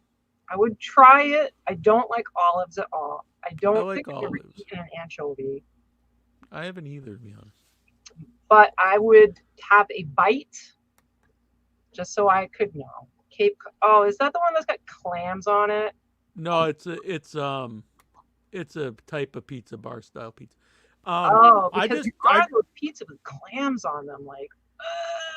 I've just recently had the bar style pizza at a place around here. It is a big thing here, and that's the one that looked like it was burnt to a crisp because they caramelized the edges. Yeah. But it was awesome. Don't let the looks deceive you. Yeah, Joe. It is awful. That's awful. I've never had clams. I'm not I do like fried clams, but I do like scallop pizza, scallop and bacon pizza. No. It's got red sauce with red sauce. Usually has no. It usually has a little like olive oil and the cheese and. Okay, that's more okay. Pineapples, olives. Well, I will say my pineapple pizza of choice. I don't really like Hawaiian because I don't really like I agree. much. It's okay. It's pineapple, pepperoni, and jalapenos. That sounds good. Yeah, I usually had before the 3-way hot with Lawrence Harvey. Mm-hmm. Usually the go-to. I used to get pizza every Thursday with my mom. I'm actually at the moment trying to eat better for a little bit, and but I would get we would get pineapple and bacon, which is good. I like the spice of the pepperoni, I think. I like basic with a lot of ham and pineapple. That's good. I also do like a nice cheese pizza, honestly. If it was really good, it'd have to be something special. Well, a good pizza. Yeah. I would try I have it. some really good pizza places near me. Tried cashew nuts on pizza recently. Interesting. I did actually. There was Hawaiian pizza. There was a pizza place that didn't stay long over here, and their Hawaiian had pineapple ham, maraschino cherries, and a little bit of some kind of nut. I think it was either. I want to say pistachio, but it was probably macadamia nut. But I'm not sure. Maybe. It was really good. I A remember. luau ham, like the fake Hawaii ham. Moto Pizza, which is really good. And I know the guy who owns it. It's a little pizza place by me. And for a little while, they did a real Hawaiian pizza, and it was Spam because that's what you should, and fresh pineapple. But he quickly got rid of it because no one wanted to buy it. Unfortunately. Oh. So The first he time I does, had but they do use fresh. It's one of the places I know use fresh pineapple. And it's That's good. nice. Did you hear that? Tunage going outside? Yeah. Thanks, Neil, for mentioning bacon. I now want bacon and maple waffles. Oh. Bacon, stuffed crust pizza's favorite. All right, I'm just getting too God, hungry now. pizza. Yeah. I had summer squash and carrots and green beans for dinner. Oh, that looked very No, good. I did have It was a little fancier than just a bunch of vegetables on your plate. It was. No. The thing is, you can eat very healthy and eat good. So. Colleen, what are you doing? Why are you making now? Brandon Miller, pineapple banana pepper pizza is amazing. So, Providence, we're having pineapple and hot pepper pizza and board games. This sounds like a good time. By the way, Brandon, while you're here, are you familiar? I forget the name of it. And it's not Play Arcade. It's an arcade in Providence. And it's $7 to get in, and then you can play all the games you want till like 2 a.m. The place rules. Was that where we went? No, that's Play Arcade. That was in New Bedford, or not New Bedford. Yes. Maybe it was New Bedford. Free play. There you go. Boom. Free play. Yeah, that place rules. The pizza honestly sucks, but the arcade rules. Mm-hmm. Tons of pinball games. Me and Troy are playing. They have like a section of old pinball games and a section of new ones. And they have like a new Godzilla pinball, and you got to destroy the city. It's really fun. Does it have a lot of things that shake? Because I need to have pinball with things that like shake and. There's lots of stuff going on. It's really there's fun. got to be a lot going on. The Foo Fighters one was very hard for some reason. We just sucked at it. Foo Fighters, good for them. I mean, I don't have a pinball machine. It's just funny. Yeah, it is a weird thing. The Foo Fighters. I mean, I like the Foo Fighters too. Yeah. I want to go some. Yeah, place rules. It really is a good place. Yeah, I'm glad you knew. Then we went to some. I guess it's a famous little diner. It's been there since the 50s. It's like a little almost like a food truck, but it's a diner. Oh, the little tiny one. Yeah, it's very got a bunch of old stuff in it. Yeah, and you can go. It's a food truck, basically. You can go inside. Just get a couple seats, but it was good. It's a fun place. Like I said, Providence is cool because stuff's open at night. People think Boston's a big city, but you go there and everything's like closes like super early. Yeah. You can go to IHOP up in like Danvers or something. Yeah. Well, and when we go on a Sunday. Yeah, also, even that's not on a Sunday. Helpful. No. Places with history is cool, Colleen, and like the guys were talking about earlier, that is a sad. I didn't mention it. We were talking about like these different cities that are getting gentrified, and the Target in Central Square makes me angry still. I don't remember how long ago they put it up, maybe even 5 years ago, but what an ugly, ugly thing to have come into such a cool place. I remember it might have been the last time I went up to Coolidge. I went there to see some kind of marathon. Maybe it was not the Nightmare on Elm Street marathon. And I got off the T, and they had this big sign, now open. Taco Bell, and I was like, good lord, What? who gives a shit? Man, just like LA, they're really branching out. Yes, exactly. Had a cheeseburger. Oh my goodness. I actually had the whole cheeseburger wasn't battered, but I had what was it? It was not beer battered. Maybe it was buttermilk battered bacon cheeseburger in Charlotte. Oh my lord. This was when I was eating much different. It was good, I'll say, but it's definitely not something you'd want to eat a lot. I would try it. Colleen, I resisted Spam. I didn't resist it. I wouldn't eat it. Resisted means I want it. Right. I did not want it until I went to Hawaii, and I was like, I have to eat Spam, and it was pretty good. Yeah, I grew up eating it. It's fine. It's a spiced totally ham. just ham. Yeah, if you look at it, it's got way less ingredients than most other things. Spiced ham. I think that's it. There's nothing extra. That's true. Exactly. Well, it was around. It's like you could order Spam with anything. So I had this beautiful, some kind of like waffly breakfast, and then you could get a side of Spam. So this is the time to do it. So here was the buttermilk battered bacon. So the bacon itself is battered in buttermilk. So the bacon's like 4 inches thick. Chicken fingers. Yeah, it looks like chicken fingers. It was actually buttermilk bacon. Oh my lord. Troy got a burger there that came with cheese sticks. So instead of cheese, it just had big mozzarella sticks on it. Wow.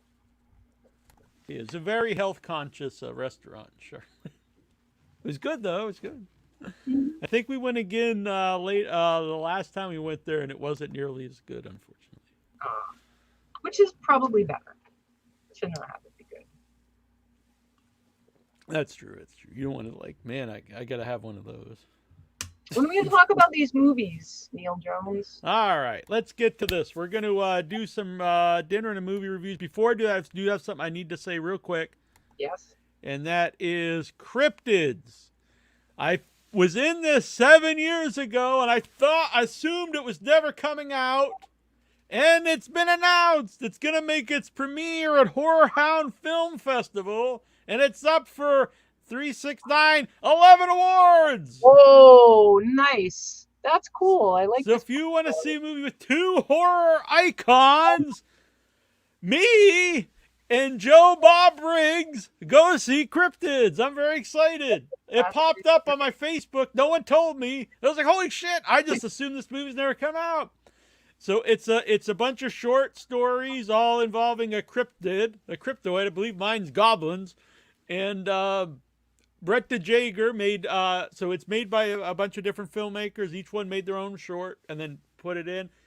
And so Brett DeJager made this one. He's a really cool guy. He's been on the show a bunch of times. I think he actually quit movie making. Oh, wow. And so I messaged him when I saw it. And he's like, he was in the same boat. He made it 7 years ago and forgot about it. And boom, no one even told him either. And here it's playing at Horror Hound. So cool. Well, good. But if you Google the movie, they list the wrong Neil Jones. They list the Neil Jones from Dirty Dancing. You can't fix that? Not on Google. IMDb, it's correct. But Google, somehow the algorithm picked up that's a different guy. And I was like, what in the hell? You can't appeal to that? There's got to be a way. I've asked someone, and they said apparently Google itself makes a lot of mistakes like that. They'll list the wrong versions of people. It's probably the more well known. I don't know who knows Neil Jones from Dirty Dancing, but over the years I've been messaged on Facebook 3 times. Now, I'm not saying it's a million times, but 3 times since I've been on Facebook. The first time I was just confused, asking me if I would do an interview about Dirty Dancing. I was like, why? And then I found out they thought I was the guy from Dirty Dancing. All right. So boom, I had this all set. Look at this. Look at poor Joe. worked on a film when he was 16, and then again at 19, and now it's coming out, and he's 31 later this month. Well, that's exciting, though. You'd be That like, is hey, exciting. look at this. You look at the time capsule, what you were like when you were just a young Yeah. teen. Exactly. Or I guess an old teen. A young teen would be a 13. There you go. I guess you could be a middle-aged and an old teen. Film yourself dirty dancing and get your own credit for it. There you go. Use promo code NastyNeil and save 6.66% on my OnlyFans. What about your new thing? Oh, I am on Cameo. That's the one. Finally. How's it 13. I've got no one, but I actually don't list it anywhere. I do need to. I'm gonna make a banner with the 3 faces of Neil on it because I made my video. You can get it as Nasty Neil if you want. You can get it as the internet icon. The internet icon, the pride of the pilgrims, the most honest man in all of podcasting, handsome Jackie Jones, or you can get it as Backwoods Bob. So whoever you want, you can get one of those 3 people to do your cameo. How much does that cost for these? The low price of $13. And I like to what will keep you it creepy. say? How long will you talk for? Whatever. Is there like a cap? I don't think so. Most people don't want real long rambling ones, from what I No, understand. they're not so. going to have you like tell me. But they also don't want you like 10 story, seconds, you like, know? "Hey, happy birthday, buddy," and then you hang up. So, but I can ramble if people are familiar. I know this. Yeah. Neil's not just going to give you some. I think my caffeine's kicking in. Oh, I drank this, and now I'm almost done with this. I make two drinks so I can, or else I run out.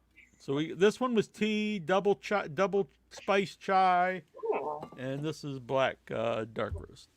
I got a coffee before the show because I was concerned for my awakeness. And here I am. I'm hanging in there. Yeah, see, cheaper than Taco Bell. All right, now we are going to talk about Infinity Pool. We saw the uncut one. Came up earlier today with Lloyd, who was saying, I don't know if he's not a fan of the movie, but I think he's not a fan of the hypocrisy.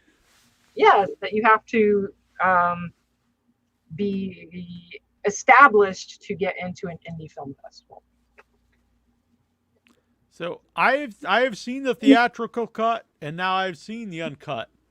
And I have to say, I think the only difference is the ejaculation and penises.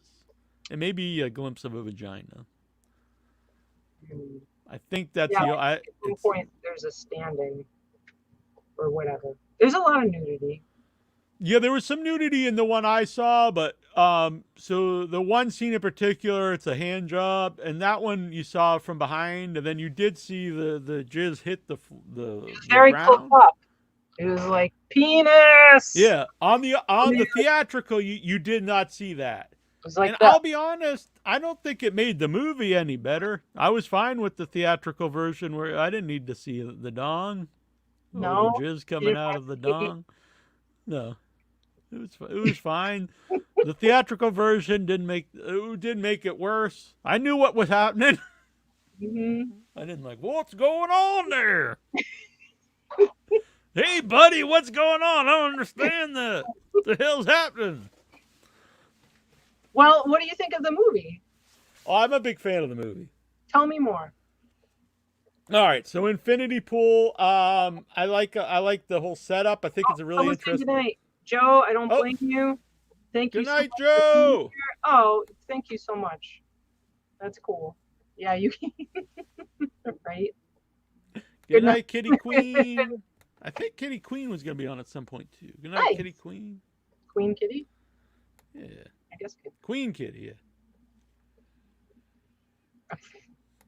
A long time since I've seen Mallrats. Dang. Yeah, so I like the whole setup of Infinity Pool. So if people don't know, it's like these super rich people are at some kind of mysterious island or whatever, and so they got a cool hotel there, and so the rich people come there. Very elite. Yes, the elite people. the Skarsgård character, he feels a little bit out of place because he married into wealth, and he's the writer who's not really done anything since.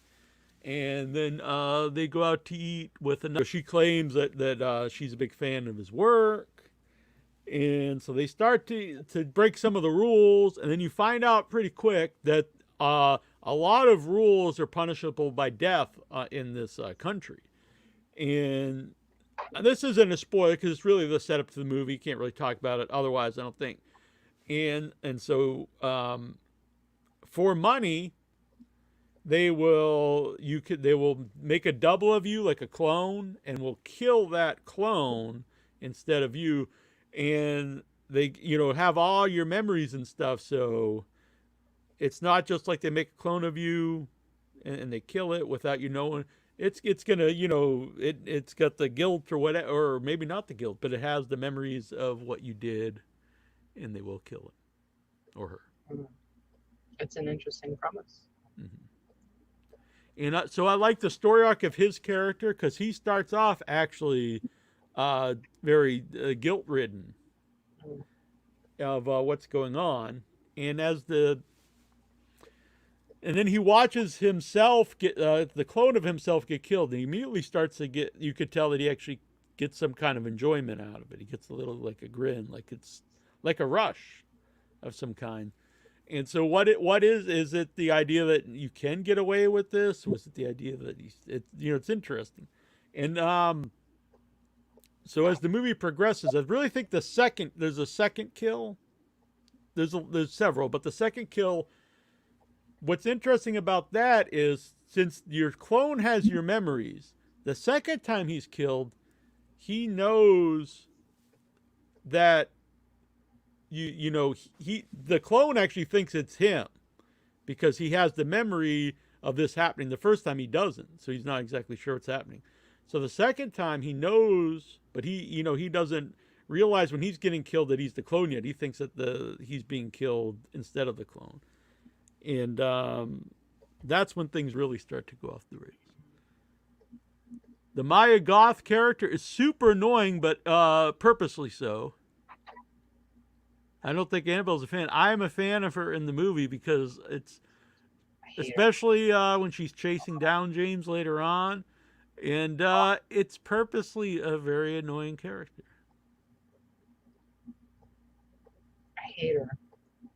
There are ways to do that and not be annoying. I mean, she's horrid. I hate her. I hate her. I hate that character. Well, I think you're supposed to, horrible. But I understand what you're saying. Yeah, but I don't want to watch her. Like, Right. There's villains I can watch that I'm like, oh, what a nasty dude, or a female. But she's so repulsive. Like, the other characters I find to be very annoying. But she's just oh my god, everything about her, beginning to end, I just hate her. So much. There's a lot of good questions here. If you are elite, you can get away with basically whatever you want. Probably if I say this, people think of other stuff in the movie, but I kind of think the end actually reminds me of Salo, which I think is one of the most powerful scenes of Salo. So, spoil Salo, this 40-year-old movie, but at the end, and you're also spoiling this movie, right? Okay, so am I gonna say spoiler alert? Yeah. How long? I just want to be. Spoiler alert. Well, I don't want to spoil the movie, so I just want to say there's a lot of similarities about the life goes on, and like the desensitization to what's happening, that it doesn't even matter at some point to them. But there's I think it's different for different people. Like, you have the Mia Goth character who is thrilled every step of the way with this experience, and I don't think he's very thrilled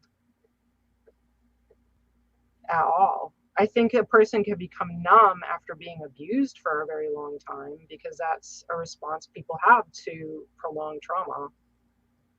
is they Well, can his be character arc is different. Not to spoil the movie, but yeah.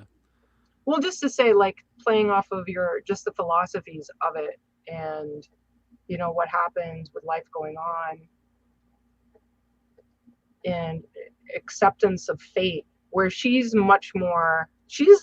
She's an evil character. She's very evil. She loves everything that's happening. She's like totally manipulating everyone around. I think her character is a clever character, and I think honestly, it's not Mia Goth, but I hate her voice in this movie. It's just the way she plays the character. I get the character. I think if it was portrayed a different way, maybe I wouldn't have hated her as much. But she's just so evil. And it's tough because I think Sallow is a really good basis for comparison. I mean, I know a lot of people haven't seen Sallow, so I don't recommend you see Sallow. That's a very it's not a movie for everybody. It's a very hard movie. It's a very hard movie. For very little people, I would think. Yeah.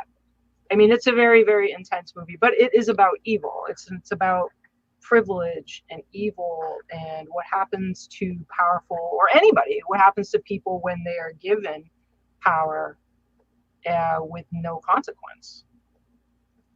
And so I think they're very, very similar. What happens to people with power and there's no consequence, and it is scary.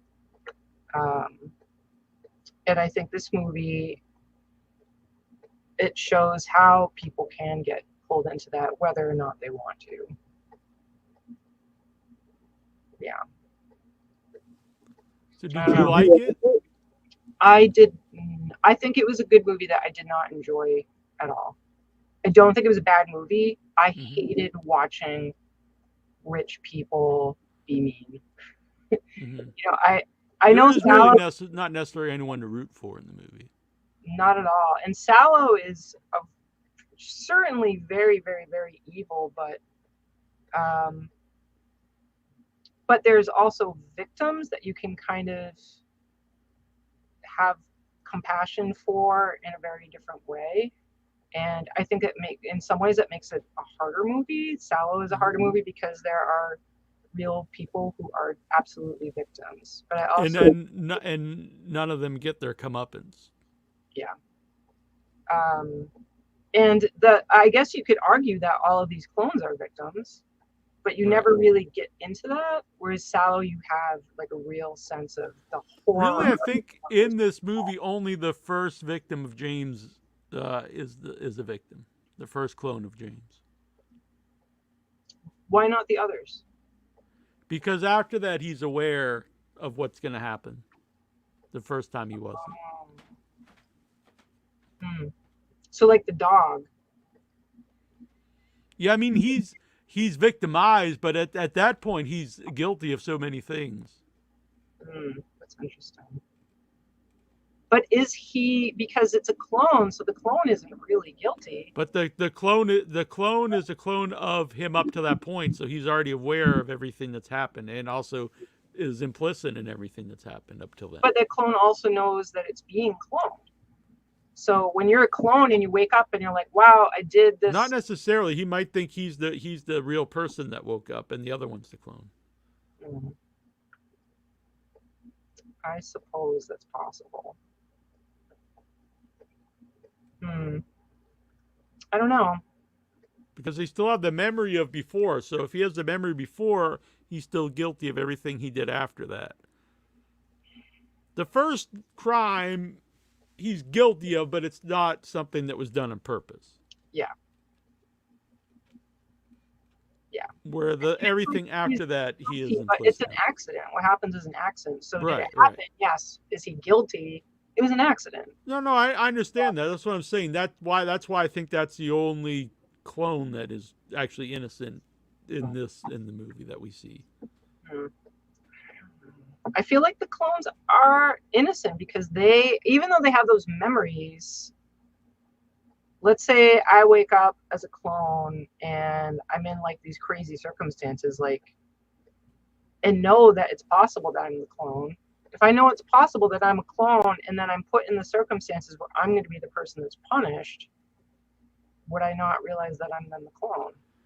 But they basically did what they did. I understand what you're saying, but they basically had already done this stuff because the first time I agree with, the second time it is a tricky thing because if they had no memory, I would agree. But if they have the memory of that, then you could argue they are that person. But they're not. Because that, I mean, on all purposes, they really are.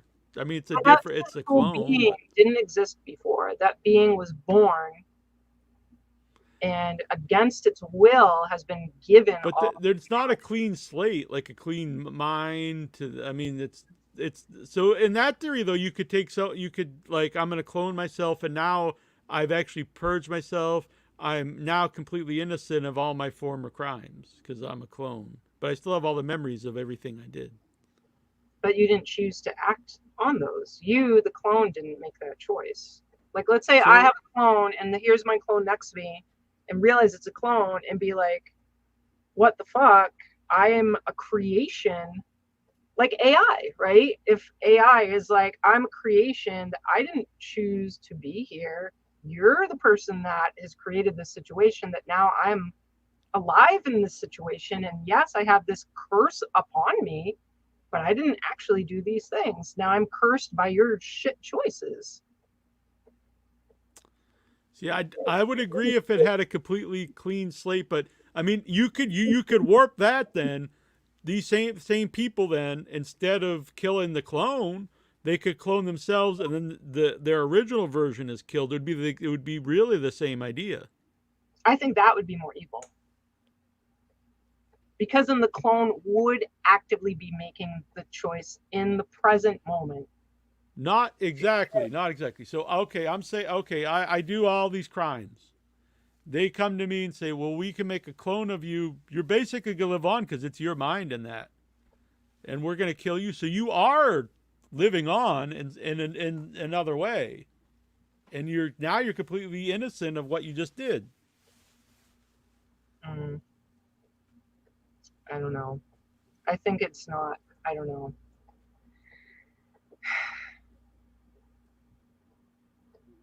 Well, I think it asks a lot of interesting questions. Into existence, that being does not have control over why it was created, and that it is not right to put that upon them because they did not have a choice to be created.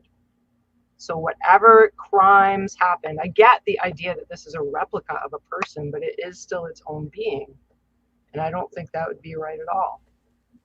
Because I would agree if it had it completely different, but I don't. When it's got the same memories, I mean, yeah, but it's a new body. But it doesn't actively make it. That being comes out, and has not that individual being. I don't know. I just think there's an autonomy there. Like it's going to have a different experience. So what if it's like a 90-year-old guy? Mm-hmm. He's a former Nazi member, whatever he did. He did all these atrocities, serial killer, whatever.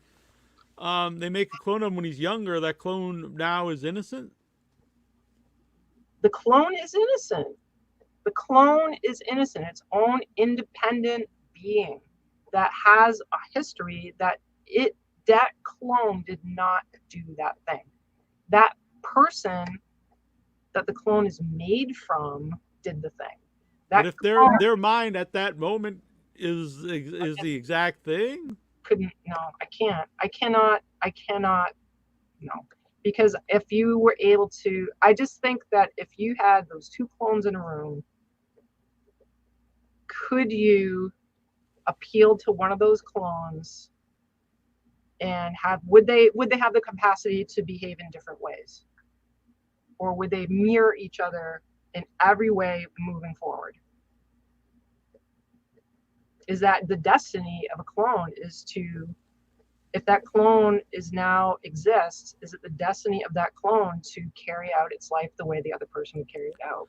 Well, I think this is, but I do think Star Trek Nemesis is really underrated.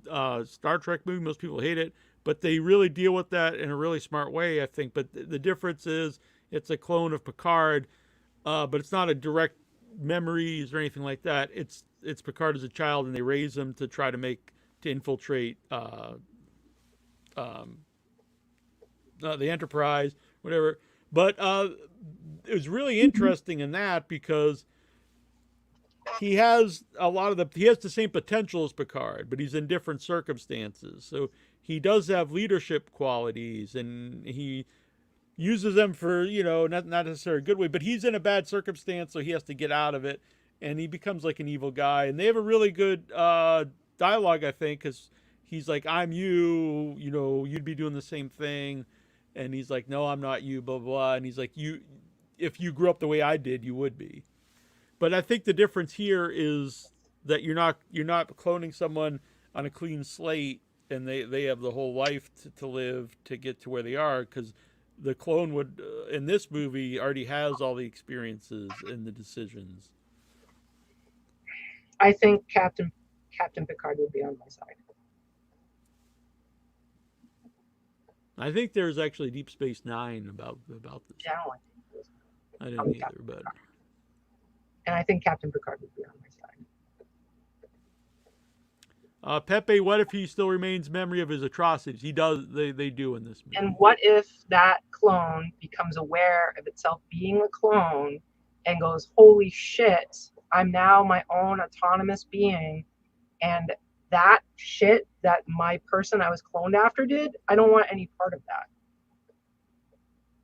What if the clone is capable of that? Is it fair to that clone to not say, "Hey, you're a clone.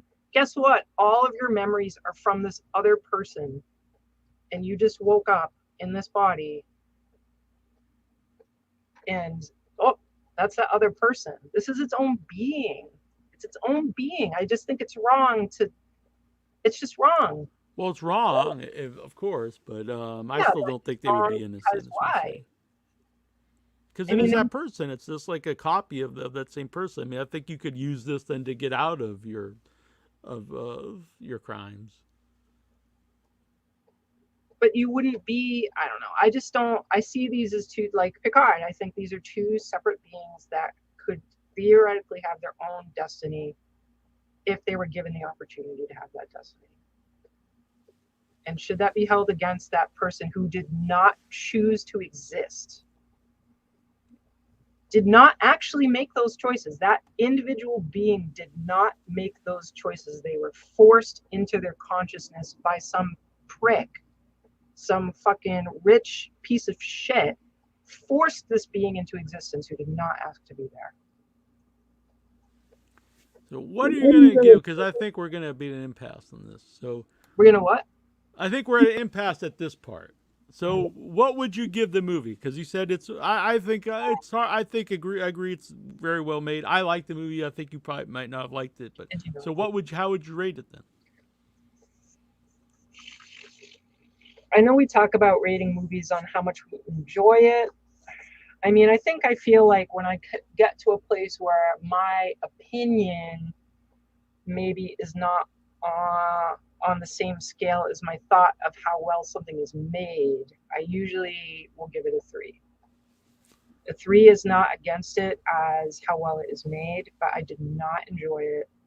But I probably would, if I rated it totally on pure enjoyment, I would make it much lower than a 3. But because it is a very well-made movie, I will respect that, and combined, it's a 3. I would go.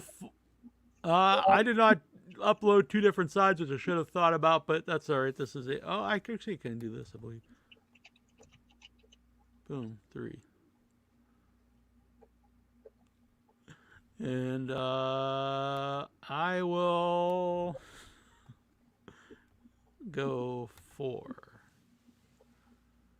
But I will say, after seeing both versions, I don't really see any point in seeing the uncut one. I don't really think seeing him ejaculate makes the movie any better or worse, really. I don't think it makes any difference. All right. I remember back in the day they used to put out uncut ones, and it would be stuff like this. They'd add like 2 seconds of something, and it was like, oh wow, like it really makes no difference in the movie. It seems very gimmicky, like they put it in there just to take it out, just to put it back, to be like, whoa! Yeah, I kind of think you would have to know that's probably not going to be shown in the theater. Yeah, definitely. All right, Indiana Jones and the Dial of Destiny. Dial of Destiny. I heard a lot of people talking trash about this movie many, many times, and so I was not sure what I was in for. Just a bunch of junk. Thank you, Pepe. Yeah. Well, there you go. I guess it's possible. Or drink lots of water. Yeah. Maybe after you see the uncut one, it makes him more of a villain. You're like, hey, wait a minute. Shouldn't be so stressful. You shouldn't be going, doing all this naughty stuff now. All right. Indiana Jones and the Dial of Destiny. Yes. So what did you heard about it before you went into the theater? I will say since then I've seen more love, not the majority of love, but I will say I've seen more people liking it. But before I went to see it, I saw almost everyone saying it was horrible. I saw a lot of people saying it was worse than the Crystal Skull. They killed Indiana Jones movie. They killed the franchise. I saw people saying it was woke. I've seen, which I still have seen since then, but I do think I have a little different people on my Facebook. But yeah, I saw a lot of almost all just hatred of the movie. Just saying it was god awful. Yeah. The first person I heard who liked it, actually, on the way up to see it, was my mom. Really liked it. She went to see it with her friend. Well, and so I enjoyed it. We weren't going to say what we thought about it to each other after seeing it because we were going to review it, but it got too late. But then we did talk about it, so we do know what we thought of this movie. Yeah, not in detail. I liked it. I couldn't stand it because I knew we weren't going to be able to talk about it. I really liked it. I don't understand what the problem is. I agree 100%. Right away, I thought as soon as the movie started, I thought they really captured the feel of the original trilogy. I'm not a huge fan of Temple of Doom, but it still feels like Indiana Jones. The first movie is one of my favorite blockbuster movies. I think it's a great movie. I think it's an example of what a blockbuster movie can be really fun to watch and a popcorn flick, as people say, but also be a genuinely good movie. And I think that's what Indiana Jones is. And I also think the third one's great. The second one's a little corny and stuff, but it's a cool trilogy. The fourth one really misses the mark. I don't think it really even feels like the same universe.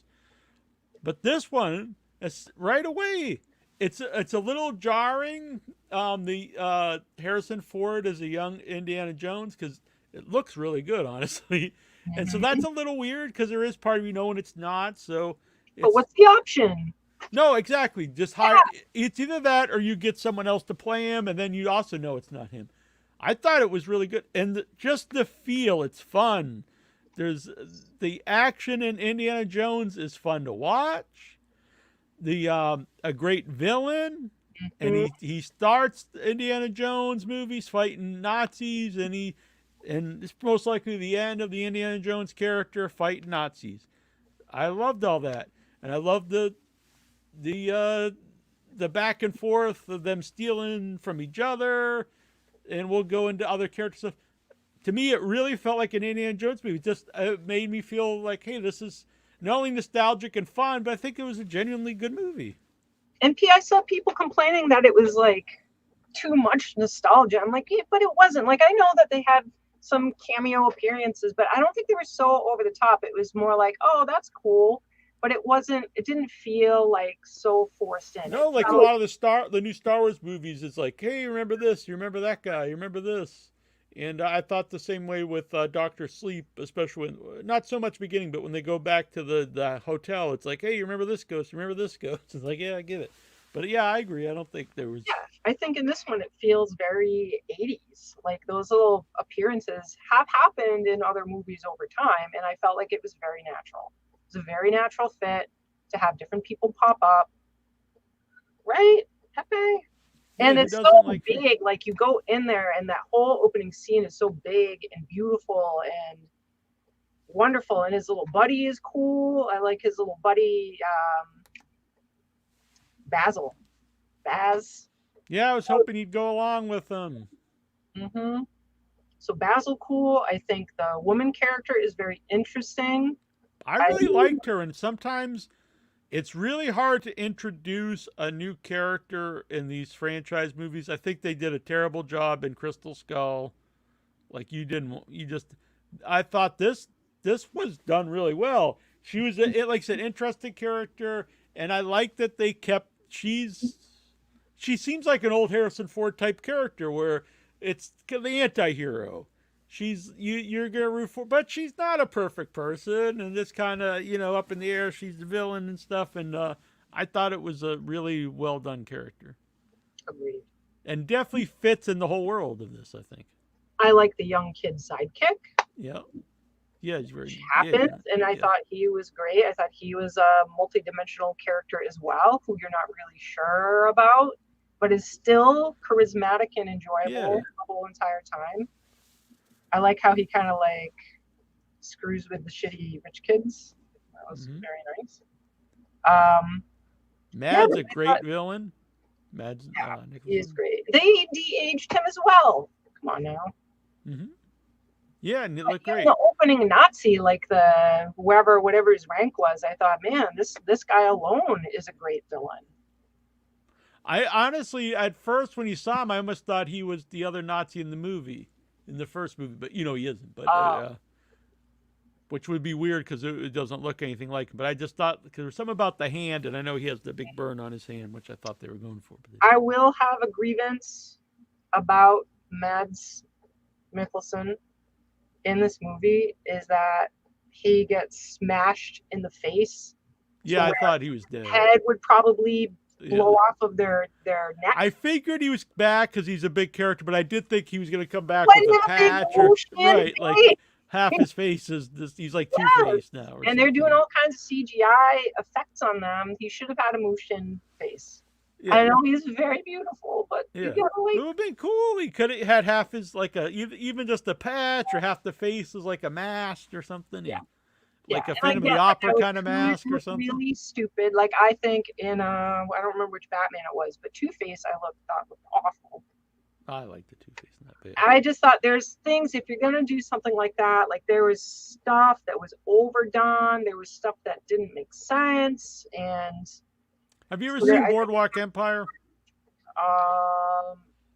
Some of it. There's a great character in that who comes back from the war and his eye's been shot out and stuff. So he wears which a mask they actually did wear when they come back. And I thought maybe something like that would have really worked. Yes. There. Yeah, I do remember that character. That was pretty early into the series. Yeah. Yes. I just don't, and I think it would have been cool to have like a creepy kind of like a funny villain. It really adds, to have it adds to the Nazis are always like that. And he was a really fleshed out character, I thought too. Yeah. I thought his whole like scheme of why he was doing the things he was doing, which I definitely don't forget to Star Trek. They're having an off. Oh yeah, this was though I'm sorry I don't know her name. The actress who plays the new character in the new Indiana Jones, she's on a show called Fleabag, which I know Colleen's a big fan of. I've not seen it, but I really liked her. I think she's really good actor. I'd like to actually see her stuff. Charismatic. Yeah. Yep, she was very cool. So that was just things not moving. Yeah, we won't give away his plan, but I thought it was really well thought out, and it kind of took you in a different direction. Mm-hmm. And I thought it was, and there's even just some little interaction with him and people of color, which I thought was really evil. Yeah. It got over, this is not a guy that you even want to like. So I thought, and he was still true to what his beliefs were. I thought it was it's just a good movie villain. It was good.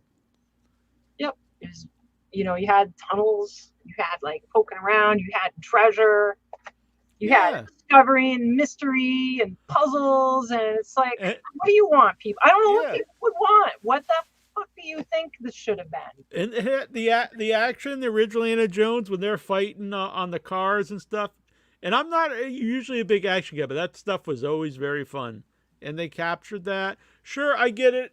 He's like 80 something, but he's there without a shirt on, and he looks way better than I do. So he looks better than most of the people watching this, I bet. And he's punching and stuff, whatever. But it's still Indiana Jones. I don't want to see him just sitting around doing nothing. It was fun. I guess he wanted to do. Harrison Ford wanted to do things like have his shirt off, and he's like, I just want to be old. This is an old guy. I am old. And like the horse thing, I guess he's like, no, I'm gonna get on a horse. We do not need the stunt man. Yeah, he was famous for doing his own stunts in a lot of those old Indiana Jones movies, stuff that they didn't want, a big star doing. Yeah, I think he injured himself with the horse, but he was like, I don't care. I'm Harrison Ford. I'm gonna do it. These kind of movies, you always have to. It's a little. You got to suspend disbelief in all of these movies at some point. Yeah, and I thought once he had the hat and stuff, he looked pretty good, anyways. Yeah, absolutely. And they didn't go too far with like picking on him for his age, but it wasn't there enough. Like when he was trying to climb up this rock face, but he's a fucking Indiana Jones, no matter how you look at it. Yeah. He's gonna climb things. He's gonna ride the horse. He's gonna do the things because that's him. Oh, it was great. I thought it was wonderful. I thought seeing him as a professor was really cool, and having his like disinterested class, and just the way he handled the retirement was funny and made sense. And he was just like this curmudgeon-y old guy. And then they get into relationship stuff, which I thought was very touching. The end made me tearful. Yeah, the end's great. The end is really great. Nice. This is the swan song to Indiana Jones that Crystal Skull wasn't. It was excellent, and I'm sad for people who don't enjoy it. Truly, because I really, really, really enjoyed it. Like you use the word fun many times because that it is. It's fun. Yeah. And I also am not a big action person. Yeah. But this movie. This is when people use popcorn film. It's usually a movie that I think it's mostly just something stupid and I don't care about. But this to me is what a popcorn movie should be. It's just a fun. It's a Hollywood fun movie, but still a good movie. I liked it a lot. It was good. And a side note, I didn't know this at the time when we had him on, but Sean Patrick Flannery, who we had on for Nefarious, which we really liked, actually has played Indiana Jones more than anyone, because I didn't know, but he's young Indiana Jones in the Adventures of a Young Indiana Jones. Oh, wild. Yeah. So I've never even watched it, so now I actually want to go watch it. Right? That's pretty wild.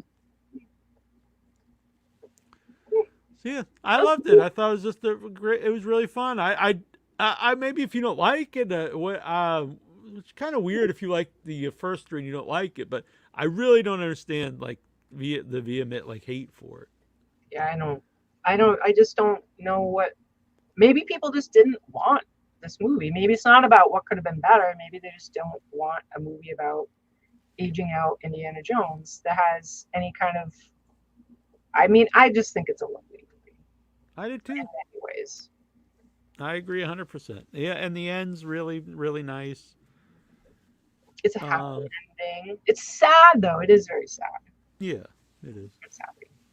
Sad. And all the Indiana Jones movies deals with supernatural things, so yeah, this is more science fiction, I guess. But yeah. Yeah, and I think that's true. I think there are things that happen in it that are really wild, but it's the last Indiana Jones movie, and I think that's totally fine, and it worked with the story.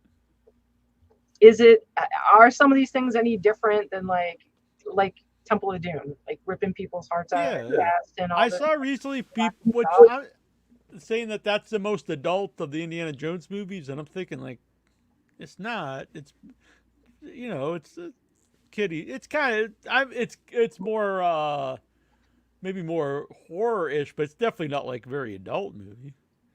Well, like even the Ark, when there's like ghosts and shit flying out and sucking out people's souls and shit, like that's that's awesome. But yeah, yeah, it's amazing. People know that really traumatized me. Not traumatized me. It very much upset me as a kid to see that guy's face. Yeah, the melting face is awesome. Oh my god, I did not like it when I was a child. I was just like, no, And it's then and I really think the third one's is a great movie, and that's dealing with immortality and stuff. So I don't remember that movie very well I because really think like I it. didn't see it. I probably only saw it once, so I really like it. Memories. I should revisit it. Yeah, Sean Connery. Yeah, thank you, Colleen. Ghosts in the Ark. River Ghost Phoenix. Rail.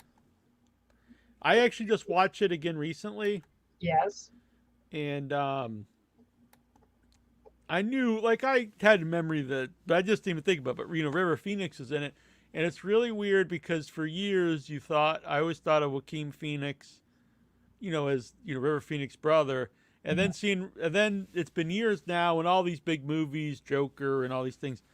And then to see River Phoenix in the movie, I was thinking, oh, wow, like, I don't even, unfortunately, like, he's not someone I really think about. Good for Joaquin, but it's weird. I don't think of him as, oh, that's River Phoenix's brother anymore. That's his. That's good. But, some things happen. But yeah, I loved it. It was just really fun. Yeah.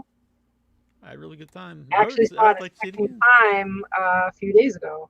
Oh, nice. And it was still good? I loved it. I lied. Well, I didn't lie. I just didn't say I already saw it. Yeah. So I saw it again, and it was just as fantastic. Yeah. I really enjoyed it. I love the gun on the train. It's like...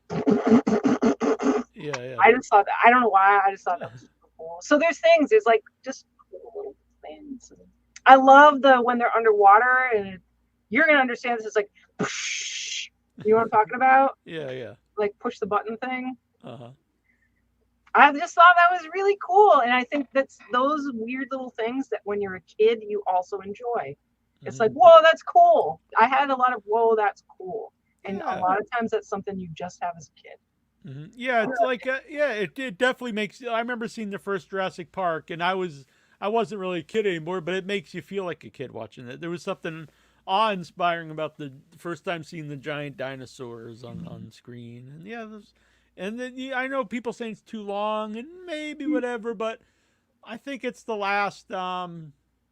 It's his last hurrah, and they wanted to tell an epic tale and have all the different locations, and it worked for me. I never was bored. So. I was not bored either. I would be sad if they made it shorter. They could have made it shorter, but I think it was full of stuff. Yeah. It had stuff in it, beginning to end. I felt like everything was entertaining. Mm-hmm. I do also think people really fixate on, they do this with the wrestling crowd too, fixate on how many people watch a show, on the ratings, and how much money movies make. Because I see people, it only made blah, blah, blah. I'm like, that really has no bearing at all in what I think of any movie. Yeah, I might use it as like a point to be like, I don't know why this movie made so much, or I don't know why this didn't make more, but it's not going to influence whether or not I do or do not enjoy a movie. Right. Yeah. It's like Transformers made more than Taxi Driver ever made, but like, am I going to say, well, it's clearly a better movie? I mean, no. What? You don't think Transformers is superior? No, it's one of the few movies I don't. And if people like it, I don't care. I try to avoid talking anybody out of liking what they like. But those are one of the few things I go see just about everything, but I do not see those. But I did see the first one. I didn't like it. So. Wow. No. And I liked Transformers when I was a kid. Yeah, I did too. So. Transformers, robots. They had dumb villains. Like that was, as with most things, a big thing for me in entertainment is the villain. You gotta have good villains. And in the movie, Megatron. In the movie, the villains were so lame. Yeah, I don't think Megatron's even in it, is he? If he is, he's clearly so not memorable. Yeah. Like they had the one that turns into a tape, I think. Yeah, and I think Bumblebee is like no, the one didn't turn into a tape. He turned into a boombox, and he had a tape that turned into like.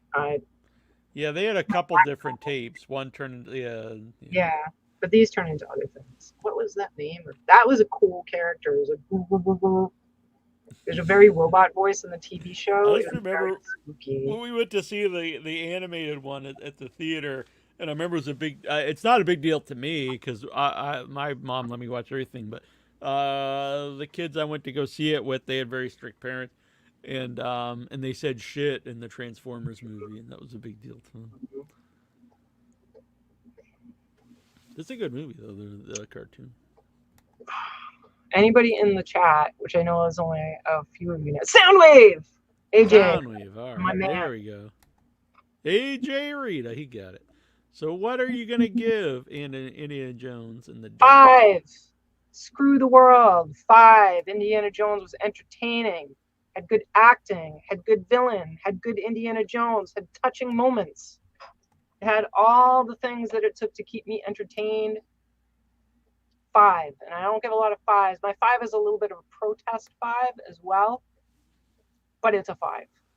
I was gonna say 4.5, but I'm gonna be with you. 5. Just go Protest see 5. it. It's really fun. It's one of my favorite movies, the original one, and this really captured the feeling of it. And I think it's nice to have a send off of one of the great Hollywood characters of all time, Indiana Jones, And I would and watch one of our greatest movie stars of all time. Yeah, who was and a movie star and a good actor, which doesn't always happen. Sometimes the big movie stars aren't necessarily great actors, but he's a great actor and a big movie star. and he's I think we all know that things have changed a lot for Hollywood stars.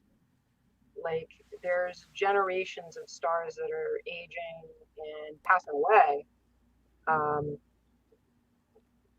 And here's this guy, and he's kind of did his what do they call it, the Riding into the Sunset film. Not to say he's not good. Oh, actually, he's in this great show. Oh, what's it called? It's so funny. It's about a mental health therapist that's in a private practice with Harrison Ford as the boss. He's I've never seen it. clinician, and the clinician main character kind of goes rogue and starts to not be like, tell me how you feel about that. And he starts actually talking real to people. And I fucking love it because it reminds me of me as a clinician. So rogue and stuff. Yeah. It's amazing. It's so good. And Harrison Ford's in that, and he's beautiful. He's wonderful. Not really connected, but reminded me. I just saw this. It was a clip of an interview with Robert Englund, and he talked about he actually went to an audition for the original Star Wars for Luke Skywalker. That's and great. He said he knew he didn't get it because he wasn't like what they're looking for. But he went back and told his roommate to go out for it. You know who his roommate was? Mark Hamill. That's so funny. Yeah. Wow. What an interest. You know, I would think that would be a really cool couple of people to hang out with together. I wonder if they ever keep in touch because they're both seem like great people. Mm-hmm. The show. You have to watch that documentary about. There's a documentary. The show is called Shrinking. It is brand new, 2023, on Apple TV. So I guess I'm only going to watch that at that person's house. But it is fantastic. I highly recommend it. All right. And I want to bring this up. I didn't want to bring it up in the middle of talking about the thing, but AJ, he brought this up earlier. Didn't get a chance to say last week, but RIP to Julian Sands, who I think most people realize that this is what happened, but he disappeared hiking, and then but terrible circumstances, but at least for his family, they found him. And I read a statement. I don't remember which family member it was. I'm assuming it was his wife who made it sound like I'm sure that basically like it surely wasn't great, but he was doing something he loved. And not a happy end, but he was doing something he loved, and it sounded like she felt okay with it. It sounds like a terrible, terrible way to die. Yeah. But if his wife can feel that way, I think she knows him better than the rest of us. That's what I was gonna say. I mean, she might know that like he would rather go out doing something adventurous and what he liked, and Yeah. I don't know. I've never heard anything but wonderful things about the guy from people who worked with him Yeah, or it's met true. him. That he's Very just few people have you not heard, bad stories about. Yeah. But yeah. And we had a brief interaction with him. It was super friendly and accommodating. So yeah, rest in peace, Julian Sands. I know he was friends with Melanie Kinnaman, who was really nice and in our movies. Yep, too bad. I haven't seen Warlock for years. I might have to go rewatch it. it's fun. I saw it, I don't know, maybe 4 years ago. It's fun. Yeah, I remember seeing it in the theater. I guess I always used to go see it. Cool, Colleen. See it in the theater. I hope you love it. I love it. Yeah. And I'll see it again. I would watch that again. I would definitely see it again too. Yeah. I would sit there and watch. Well, now I have to watch the Sean Connery one again because I don't really remember it. And maybe it'll be getting. I have not seen the Crystal Skull. I've heard universally that it's awful. It's not good. I tried to watch it. I watched it first time. It's really bad. I will try. I've watched it since. It's just not good. I'm not going to watch it. Unfortunately. Yeah, I would watch the first Remember, there's three. like an atom bomb in a refrigerator, and I'm like, yeah. I don't know how accurate that is, but it just sounds bad, and everyone I know doesn't like it. So usually I will see things for myself. I don't need to know. Yeah, I've seen people say, "Oh, why is the alien so?" It's nothing to do with aliens. I'm totally fine with aliens in a. It makes sense. I mean, that it is something that they would go look. That's not the issue. It's just not a good movie. Unfortunately. It was meh. But yeah, I go see the theaters. It's a really fun movie to see in a theater too, because it's big. Jackie Chan Adventures cartoon. That sounds awesome. Yeah. I'm trying to remember if I saw that. Oh, maybe.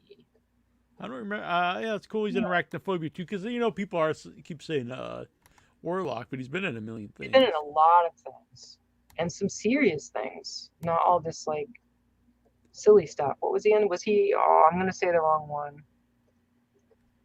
I can't remember it. It's not the English Patient. Wow. Now I have to know.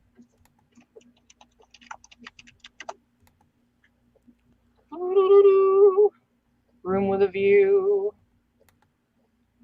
And he was in Naked Lunch? I didn't realize really? that. Yeah. I haven't seen that since it came out. I remember it came out on Really? VHS and I rented it. Wow. That was a long time ago. He was also in Bobbleheads, the movie. I did not even know that was a movie. It looks like it is a very silly little cartoon movie. Yeah, where everybody has a giant. There's a little trailer play on IMDb. It's very silly. Jennifer Coolidge is in it, and Cher.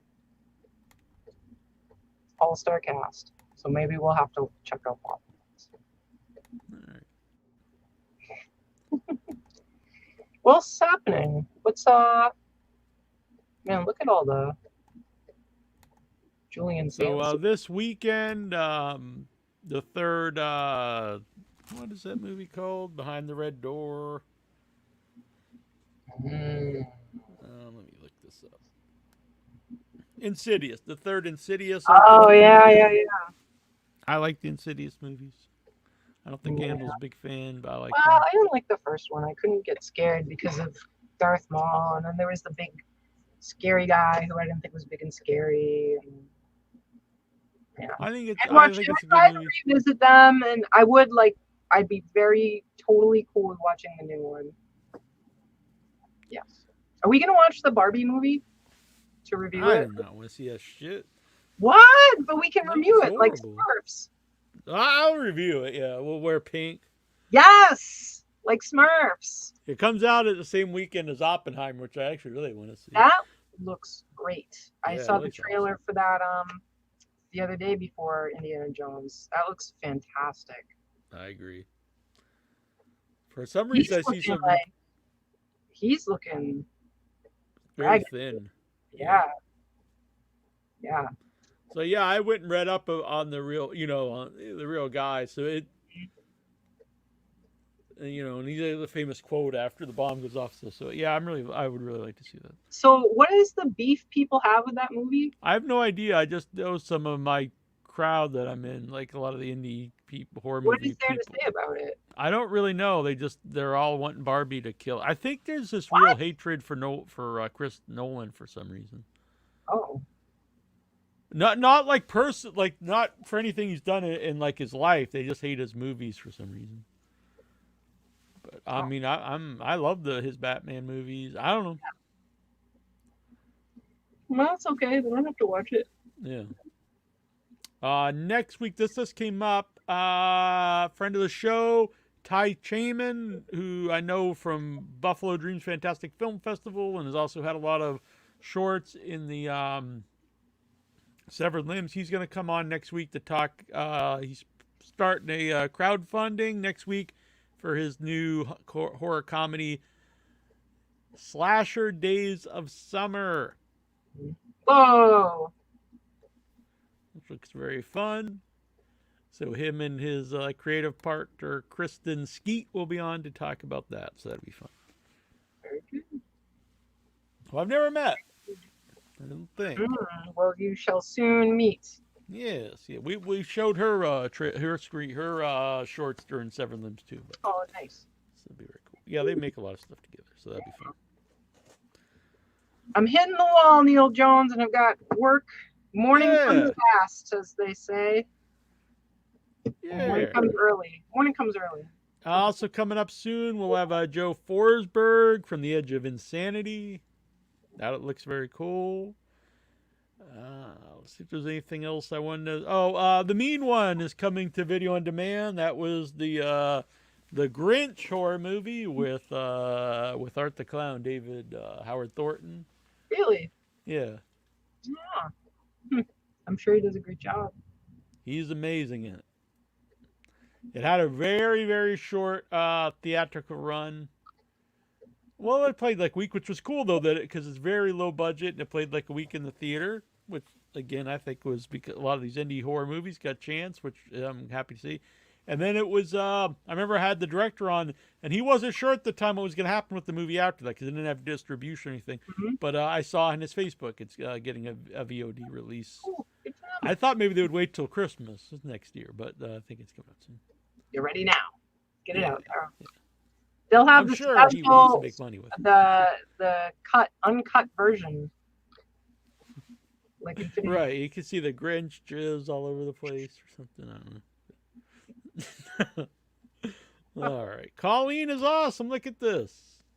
Colleen is nice. Pepe Potin. Pepe Potin is a good man as well. He's awesome as well. He helps out with some of the news here on the show. No. What's no? No. Colleen doesn't want to be on. Oh, Mitch, I don't think she wants to see the jizzing. Oh. What? Said if his heart grows 3 sizes. I'm just saying, his heart on grows 3 sizes. Oh my goodness. All right, let's get out of here. Now it's not even making no sense. No. We're making sense. What frosting for Santa's? Oh my God! Look at Colleen naughty over there. No. You know, flash that up. There you go. Boom! Little frosting for Santa's cookies. He's gonna be stuffing more than stockings. He'll be coming down the chimney. What? So. No all right, intended or pun intended? It was intended. So, I don't know. What the hell to talk about? I got to see the uncut one to see what's happening. So, we're going to be playing out by the Antibodies, it was perfect timing this week. We got to play, I didn't even know going in that he was going to plug the drive-in, and I had the song planned up, so that was perfect. And now we're going to play us out with another Troma theme song from the good people of the Antibodies, which they'll be on the show soon too. We have to hook that up. So. Bye guys, thank you for being here. Happy to have you, and hope you love the show, or at least like. If you love it, that's great. if you like. So don't forget, if you're watching here on Facebook or if you're watching on YouTube, but still, please like it on YouTube. Hit that little bell icon. You'll supposedly get notifications when we go live. Share it out with your friends. Subscribe, like, all that good stuff. And that's not. Here's the thing, though. Like, we're talking about YouTube being problematic. That's very true. true. And at the same time, it's not doing all that stuff. Isn't for YouTube benefit. It's for without your head benefit. Right. Exactly. 100%. Do it to support YouTube. It's not about do it to support YouTube. It's do it to support the show. Because unfortunately, it is the biggest platform for videos. Yes. So we're happy to get your support, and I'll see you now. Neil will probably see you sooner. He's always out and about doing things. All right, we're gonna get out of here, folks. All right, guys.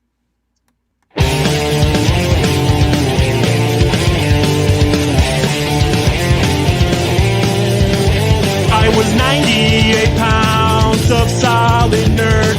Kissed a sheep while wearing a tutu, haven't you heard? Chased around the health club, next thing you know, I'm falling out of the second story window. Landed in a drum of toxic waste. Now I'm a creature of superhuman size and strength. They call me Toxic. My mighty mop will fend off my foes. Toxic.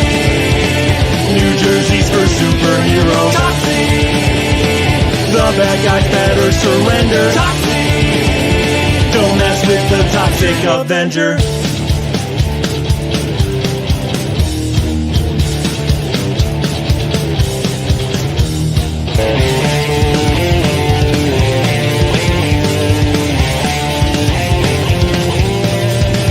Now I'm out on the streets, I can't go back home. I said, Mom, please, I'll brush my teeth and wear cologne.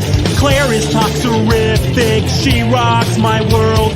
Even though I'm gross, I guess I still get girls. Landed in a drum of toxic waste. Now I'm a creature of superhuman size and strength. They call me Toxic. My mighty mop will fend off my foes. Toxic. New Jersey's for superheroes. Toxic. The bad guys better surrender. Toxic. Don't mess with the Toxic Avenger.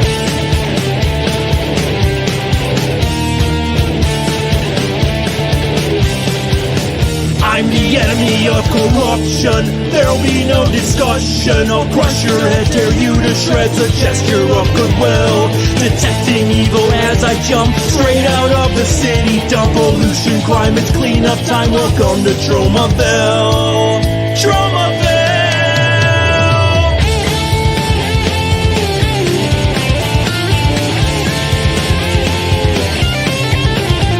That's right. Yes, sir. The Toxic Avenger. The Toxic Avenger. Mister. The Toxic Avenger. That mountain bird, the third is the Toxic Avenger.